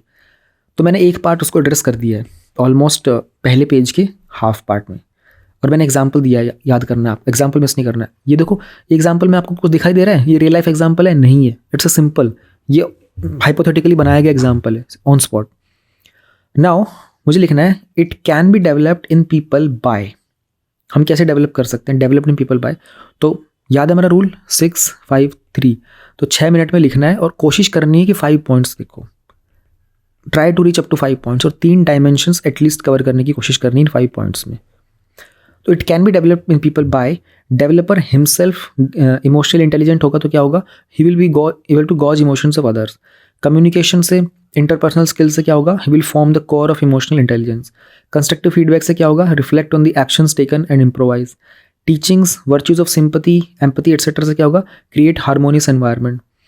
Lessons from the lives of leaders like Gandhi, MS Dhoni, doctor Kalam, क्या होगा, develop inner strength to achieve your higher objectives. ये चीज़ मैं आपको सिखाना चाहता हूँ आज। इसे बोलते हैं कॉज एंड इफेक्ट वाले आंसर लिखना। So this is the cause, क्या कि डेवलप हिमसेल्फ इमोशनल इंटेलिजेंट, और उसका इफेक्ट क्या होगा, gauge the emotions of others. Cause क्या है, कंस्ट्रक्टिव फीडबैक्स लेना स्टार्ट करेगा तो क्या होगा, रिफ्लेक्ट कर पाएगा on the actions taken and improvise. If he cause है हमारे पास lessons from the lives of leaders like Gandhi, Dhoni, Kalam ji, और इसका इफेक्ट क्या होगा, he will be able to develop inner strength to achieve higher objectives. इसे बोलते हैं कॉज एंड इफेक्ट वाली आंसर राइटिंग का। इससे क्या होता है ना, टाइम बहुत बच जाता है और ये प्रैक्टिस करने से बहुत आसानी से आ जाता है। देन एक फ्रेमवर्क बना देते हैं। चलो ठीक है, अब ये सेकंड पार्ट जिसने क्वेश्चन में जो पूछा था वो था डेवलपमेंट वाला, वो एड्रेस कर दिया। तो उसको थोड़ा सा और स्पेस को देख करके, एक इमोशनल इंटेलिजेंट पर्सन है, वो अगर अंडरस्टैंड करता है खुद के इमोशंस को, वो अंडरस्टैंड करता है दूसरों के इमोशंस को, वो हेल्प करता है दूसरों को लर्न करने में, तो ज़्यादा हमारे पास इमोशनल इंटेलिजेंट पर्सन्स अवेलेबल हो जाते हैं सोसाइटी में। सिंपल सी चीज़ है, बहुत सुंदर सा बना दी है, नथिंग वेरी हैक्टिक। अब जब भी आपके पास इमोशनल इंटेलिजेंस का क्वेश्चन आएगा, आप इस डायग्राम को कॉपी मत करना, कुछ नया कॉपी करने की कोशिश करना, इसको थोड़ा और तरीके से बनाने की कोशिश कर लो। ये प्रैक्टिस करो, अपने 2 या 3 ऐसे प्रैक्टिस करके अपनी डायग्राम में बना के रख लो जहाँ पर भी आप में इमोशनल इंटेलिजेंस के नोट्स हैं। जब भी इमोशनल इंटेलिजेंस वाले क्वेश्चन आएंगे ना, इसको आप वहाँ पर बना देना। थर्ड पार्ट हमारा था कि how will it help individual in taking ethical decisions. तो सबसे पहले अगेन उसमें कोशिश तो ये करनी है कि 5 पॉइंट्स लिखो, बट आपको लगे कि 5 पॉइंट तो नहीं मिल पाएंगे भाई, ज़रूरी थोड़ी कि हर व्यक्ति को 5 पॉइंट्स मिल पाएंगे। अरे भाई स्क्रीन को काहे को ब्लैक हो गई है ये, रुको। ओके, तो अब वो कैसे हेल्प करेगा कि इंडिविजुअल को to take the ethical decisions, क्योंकि एंड ऑफ द डे आपको एथिकल डिसीजंस ही लेने होते हैं। अगेन वही कॉज एंड इफेक्ट वाला टाइप क्या होता है, अवेयरनेस अबाउट सेल्फ। अगर आपके पास अपने आप में अवेयरनेस होती तो आप you take the holistic decisions, ठीक है। Keep distributive ethics, keep disruptive जो इमोशंस होते हैं, डिस्ट्रप्टिव मतलब कि जो नुकसान पहुंचा सकते हैं आपको, जेलसी, हेट्रेड, एंगर, इस तरह के इमोशंस को if you are take check, आप उनमें ध्यान रखते हो तो you avoid the social troubles, ठीक है। सेल्फ रेगुलेटेड पर्सन होता है तो ऑप्टिमाइज कर पाता है इंटीग्रिटी को, ट्रस्ट को, फॉर्टिट्यूड को, है ना। एबिलिटी टू डिले सेटिस्फेक्शन यानी कि डिलेड ग्रेटिफिकेशन, आप अपने लॉन्ग टर्म की गोल्स को रियलाइज कर सकते हो। तो इन ऑल ये सारी की सारी चीज़ें हमें एथिकल डिसीजन लेने में मदद करती हैं। एग्जाम्पल भी दे दिया फिर, any decision taken in anger or heat of the moment is seldom ethical. Emotional intelligent person avoids such mistakes. फिर एंडिंग करने का टाइम आ गया। अब स्टार्टिंग में हम लोगों ने डेनियल गोलमैन के बारे में बात की थी ना, तो डेनियल गोलमैन को दोबारा से कोट करते हैं।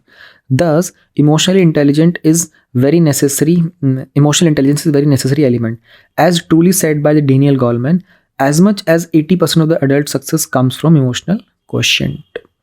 एंडिंग भी कर दी उसी थिंकर के साथ, स्टार्टिंग उसी थिंकर से की थी। That's how you make your answer. इसमें और भी बेहतर चीज़ें की जा सकती हैं, ऐसी बात नहीं कि ये दुनिया का बेस्ट आंसर है।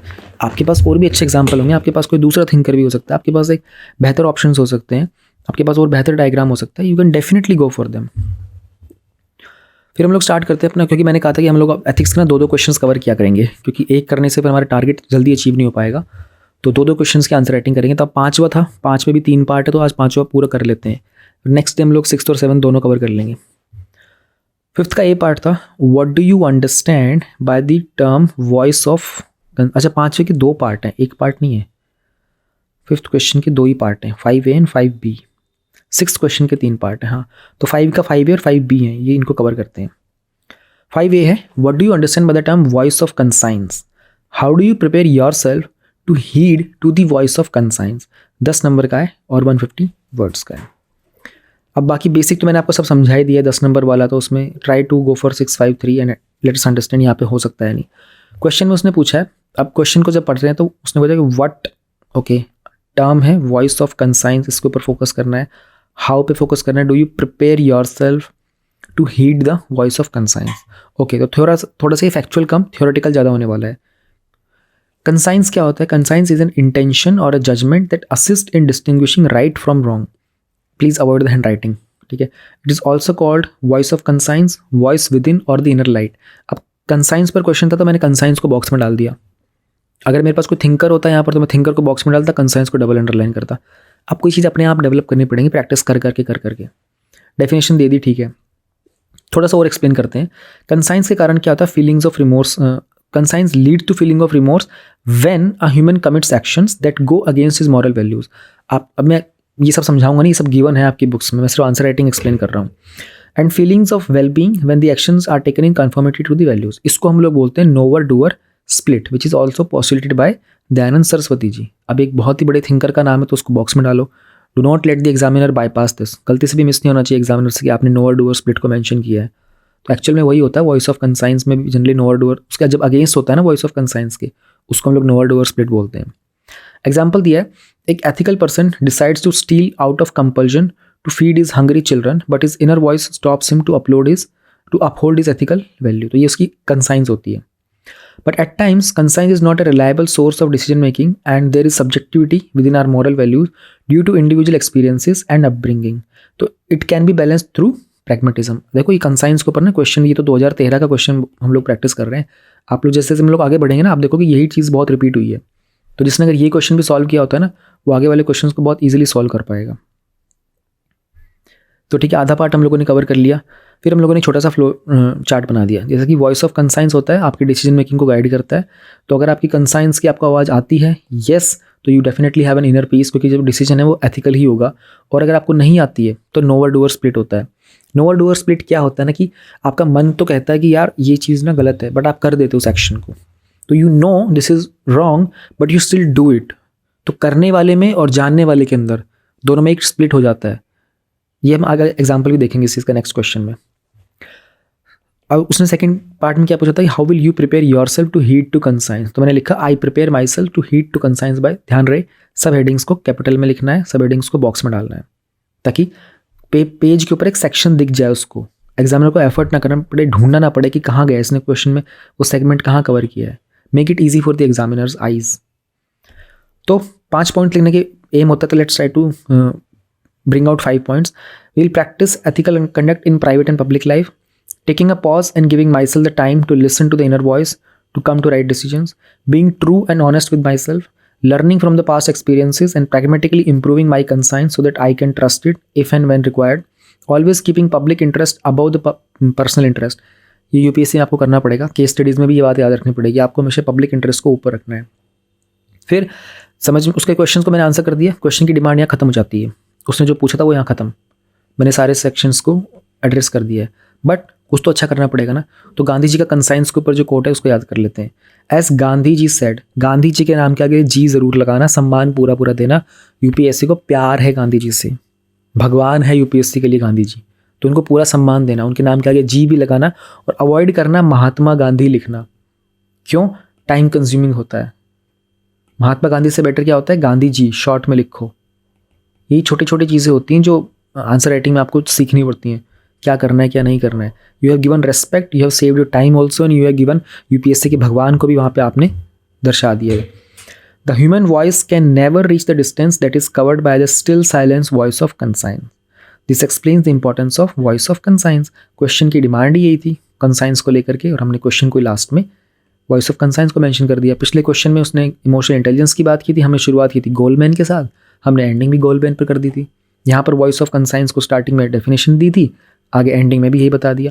तो you wrap up everything properly. Then fifth का भी पार्ट भी आया था क्वेश्चन में, what is meant by crisis of conscience. पिछले में पूछ रहा है वॉइस ऑफ कंसाइंस, आप पूछ रहा है भैया ये बताओ क्राइसिस ऑफ कंसाइंस क्या होता है. और उसने बोला नरेट करो एक incident in your life when you are faced with such a crisis and how you resolve the same. आपसे पूछ रहे हैं अपनी लाइफ का बताओ एक इंसिडेंट. अब सोच के देखो वहाँ पर सडनली क्वेश्चन आ रहेगा तो आपको रिकॉल करना कितना टाइम लगेगा ना. That's why previous year questions help you कि जो भी आपके टॉपिक्स हैं वो सब में अपना अपनी लाइफ का पर्सनल एक मैटर नरेट करके रखो, याद करके रखो कि अगर इस पर क्वेश्चन आ गया this is how I will put it. Her topic में एक एक. ठीक है, बेसिक्स मैंने आपको बता दिए. पहले कि हम लोगों को क्राइसिस ऑफ कंसाइंस को एक्सप्लेन करना है. ओके, नरेट करना है एक इंसिडेंट, सिर्फ नरेट करना है. Okay, in your life when you are faced with such a crisis and how you resolve it. उसने ये भी पूछा है कि सिर्फ ये मत बताओ कि कहानी में नरेट में क्या होती है, उसको भी बताओ रिजॉल्व कैसे किया आपने. जब उसने कहा रिजॉल्व कर लिया है, यानी कि आप इस क्राइसिस ऑफ कंसाइंस से बाहर आ गए थे. ध्यान रखना, कुछ लोग ने इसमें बोलते रिजॉल्व करना दिखाते नहीं है. ऑलराइट, एक चीज़ और बता देता हूँ. क्वेश्चन जब यहाँ पर होता है ना तो यहाँ पर आंसर लिखा करो. कुछ लोग यहाँ पर सॉल्यूशन लिखते हैं. भैया सॉल्यूशन लिखा रहता है जब आपके सामने मैथ्स की प्रॉब्लम्स होती हैं. ठीक है, अब वैसे तो यूपीएससी का कोई रूल है नहीं इस चीज़ को लेकर के, लेकिन मे भी किसी एग्जामिनर को लग गया कि यार इसमें तो कॉमन सेंस ही नहीं है, तो क्या कर लोगे आप. इसी बात के लिए वो आपका आधा आधा एक एक नंबर काटना चला जाएगा। आधा नंबर यहाँ गया। अब 20 क्वेश्चंस में अगर वो आधा आधा नंबर करेगा हम, 10 नंबर लॉस हो गया। हमें नहीं पता ना किस एग्जामिनर के दिमाग में क्या चीज़ क्लिक कर जाए, छोटी छोटी। कुछ लोग फुल स्टॉप नहीं लगाते, कुछ लोग को कोमा का पता नहीं होता, ये चीज़ें क्लिक कर जाती हैं। कल मैं आप लोगों को पैराग्राफ के बारे में भी एक और चीज़ सिखाऊंगा, तो वो भी ध्यान रखिएगा। ठीक है, स्टार्ट करते हैं क्राइसिस ऑफ कंसाइंस को लेकर के। While the conscience means the guiding inner voice, crisis of conscience is when one's actions are contrary to one's beliefs and values. Simple definition. In such situations, a person is worrying because he thinks that he has done something unfair and morally wrong. This is another term for the knower-doer split, as explained by Dayanand Saraswati ji. पिछले topic के अंदर भी मैंने उसको बता दिया था कि देखो भाई साहब, कंसाइंस तो ये होता है, बट एक और चीज़ होती है, उसको बोलते हैं नोअर डूअर स्प्लिट भी। यहाँ पर उसने क्वेश्चन ही नोअर डूअर स्प्लिट पे पूछ लिया है, तो मैं उसको बताऊंगा ही, अरे स्क्रीन क्यों ब्लैक हो जा रही है बार बार। ठीक है, उसने पूछ लिया तो आई टेल हिम कि दयानंद सरस्वती जी ने बताया था नोअर डूअर स्प्लिट क्या होता है। अब I get again Gandhi ji here. ठीक है, भगवान को लेके आएंगे। गांधी जी ने कहा था कि there is a higher court then the courts of justice and that is the court of conscience. It supersedes all other courts. Very good. So when there is a contempt of this code, the person experiences a moral crisis. Action not in sync with the morals leads to crisis of conscience, leads to no inner peace, restlessness, misery, complaints. The reason for this crisis may be weak conscience, poorly established morals, not paying heed to conscience, or the greed driven by the vested interest. अब मैंने यहाँ पर क्या बताया पता है? Causes of conscience भी बोल दिया एक साइड में, और उसका इफेक्ट भी बता दिया। कंसाइंस होता किस कारण से और उसके बाद क्या होता है, दोनों चीज़ें इस 3-4 लाइन के अंदर कवर कर दी है। जब आप ये टॉपिक पढ़ते हो कंसाइंस वाला, उसमें ध्यान से पढ़ो कॉजेज़ क्या होते हैं, ठीक है, और उसके कॉन्सिक्वेंसेस भी क्या हो सकते हैं। जब ये हो जाता है नोअर डूअर स्प्लिट, तो उसके बाद क्या होता है। देन क्वेश्चन का नेक्स्ट पार्ट वो था कि पर्सनल लाइफ के अंदर आपके में कभी कुछ ऐसा हुआ हो। तो पर्सनल लाइफ में आपको कुछ याद नहीं आ रहा ना, you can create something hypothetical, वहीं पर फ्रेम कर सकते हो एक स्टोरी टाइप में। तो आपने एक स्टोरी फ्रेम कर देनी है, जैसे कि ये स्टोरी आपके सामने आर्टिफिशियल स्टोरी है, कोई रियल स्टोरी नहीं है, और यू मेंशन कि this is an hypothetical incident. While working as an IT professional, मेरी टीम वालों ने मुझसे पूछा था कि टीम का जो लीडर होता है ना, टीएल बोलते हैं उसको, आप लोगों को पता ही होगा जो लोग कॉर्पोरेट में काम करते हैं, उसको झूठ बोलना है किसी इंसिडेंट के बारे में। Since I was only a shadow resource और मेरे पास इतना एक्सपीरियंस नहीं था, मैंने इंस्टेंटली एग्री कर दिया झूठ बोलने को। But the very next minute मेरे कंसाइंस ने बोला कि उसमें कंसाइंस को एक शॉक लगा रियलिटी का, क्योंकि मेरा जो टीम लीडर है ना वो ऑन शोर है, वहाँ पर अवेलेबल नहीं है। तो जो नेक्स्ट कॉल थी ना वो शेड्यूल की गई थी only for the next day. तो मैंने अपनी टीम से बात की, ठीक है ना, व्हाट हैपेंड वाज माई कि जो होने वाला है वो मेरे कंसाइंस के अगेंस्ट है, and that I had taken the decision to lie in haste. मैंने जल्दबाजी में झूठ बोलने का डिसीजन ले लिया था, बट मैंने कन्विंस किया उन सबको कि हमें सच बता देना चाहिए टीम लीडर को, एंड उस पर्सन के पास person has every right to know the same. तो आपने एक इंसिडेंट भी दिखा दिया और आपने बता दिया कि आपने उसको रिजॉल्व किया, पर कैसे रिजॉल्व किया। आई कुड रिजॉल्व, उसने पूछा ना ये, she has asked how you resolve it, ये बताओ रिजॉल्व कर कैसे लिया। यहाँ तक मैंने ये बताया पूरी स्टोरी कि सब साहब ऐसे ऐसे हो गया था। अब हम बताएंगे, देखिए साहब हमने ऐसे रिजॉल्व किया। I could resolve the crisis of conscience by thinking over my decisions, consequences of the lie in the long run, and by soul searching to arrive at a conscious and ethical call. यही आपको याद कर लेना है। 3 तरीके, you think on your decisions, you think of the consequences क्या होंगे long term में, and you do the soul searching। बस फिर खत्म। अब हम अपना कंक्लूजन पे आ जाते हैं। Hence, crisis of conscience shall be tackled to avoid the feeling of disgust। Simple. देखो मैंने बीच में कुछ गलत लिख दिया था, मैं लाइन को रिपीट करने लग गया था। हो गया, डन।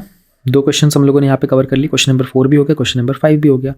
टॉपिक्स भी आप देखते चलो, वैल्यूज़ वाला टॉपिक हो गया, एथिक्स का बेसिक वाला टॉपिक हो गया, ये कंसाइंस वाला टॉपिक हो गया, इमोशनल इंटेलिजेंस वाला टॉपिक हो गया। ठीक है, अब नेक्स्ट हमारा टॉपिक कल का क्या होने वाला है नेक्स्ट वीडियो में। तो क्वेश्चन नंबर 6 है, उसमें है कि given below are 3 quotations from the great moral thinkers and philosophers, for each of these quotations bring out what it means to you in the present context. तो हर एक coat 10 number की है और 150 वर्ड्स की, यानी कि ए, बी और सी तीनों के लिए मुझे 10 नंबर 30 नंबर मिलेंगे। 3 कोट दे दी उन्होंने, एक गांधी जी की कोट दी है, एक अब्राहम लिंकन की कोट दी है, एरिस्टोटल की कोट दी है। कल इसके बारे में आपको 2 चीज़ें बताऊंगा। एक तो मैं आपको पैराग्राफ के बारे में बताना चाहता था कि पैराग्राफ राइटिंग, पैराग्राफ का मैं आपको अभी बता देता हूँ, छोटी सी बात है। जैसे ही पैराग्राफ यहाँ पर लिखा हुआ है ना, रुको स्क्रीन क्लियर करने तो पहले, स्क्रीन आज हैंग हो रही है भाई, कुछ तो दिक्कत है, PDF हैवी हो चुका है शायद, देखा हो गया ना hang. 2 second, alright, paragraph writing है ना, कुछ लोग ना यहाँ से स्टार्ट कर देते हैं पैराग्राफ को, ठीक है, कुछ लोग यहाँ से स्टार्ट करते हैं, कुछ लोग यहाँ से स्टार्ट करते हैं।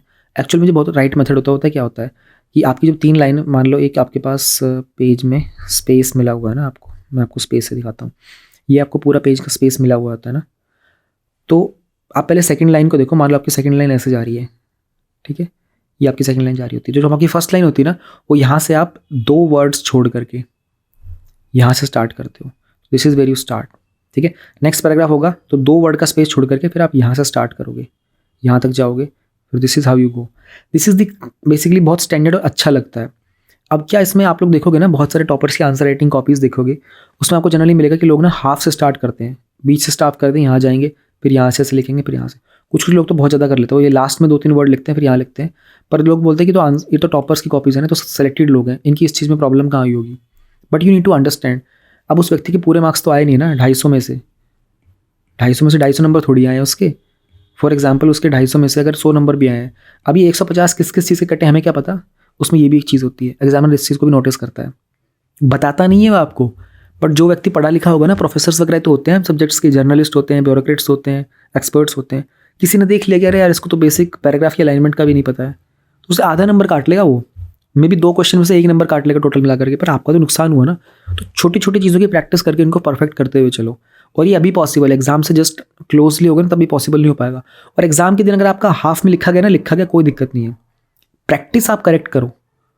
एग्जाम के दिन यहाँ से भी स्टार्ट कर रहे हो जल्दबाजी के अंदर, चलेगा, कोई दिक्कत नहीं है, उस दिन को छोड़ दो, आज तो सही लिखो ताकि ये आपके सबकॉन्शियस में इंग्रेन हो जाए, तो वो पता ही नहीं चलेगा, इतना बार लिख चुके होगे, ऑटोमेटिकली स्टार्ट ही यहाँ से होगा आपका, बार बार आपको यहाँ से स्टार्ट ही नहीं करना पड़ेगा। ये गलत है, यहाँ से स्टार्ट नहीं करना चाहिए, पर ये मैंने पता जानबूझ के लिखा था आपको ये याद दिलाने के लिए, this is wrong, you should not do this. तो पैराग्राफ का मैंने आपको बता दिया। कल हम लोग कोट्स भी सीखेंगे, जब कोट्स आती हैं तो उनका क्या फॉर्मेट होता है। Tata bye bye, thank you very much, please keep supporting this initiative, बहुत मेहनत लगती है इसमें यार।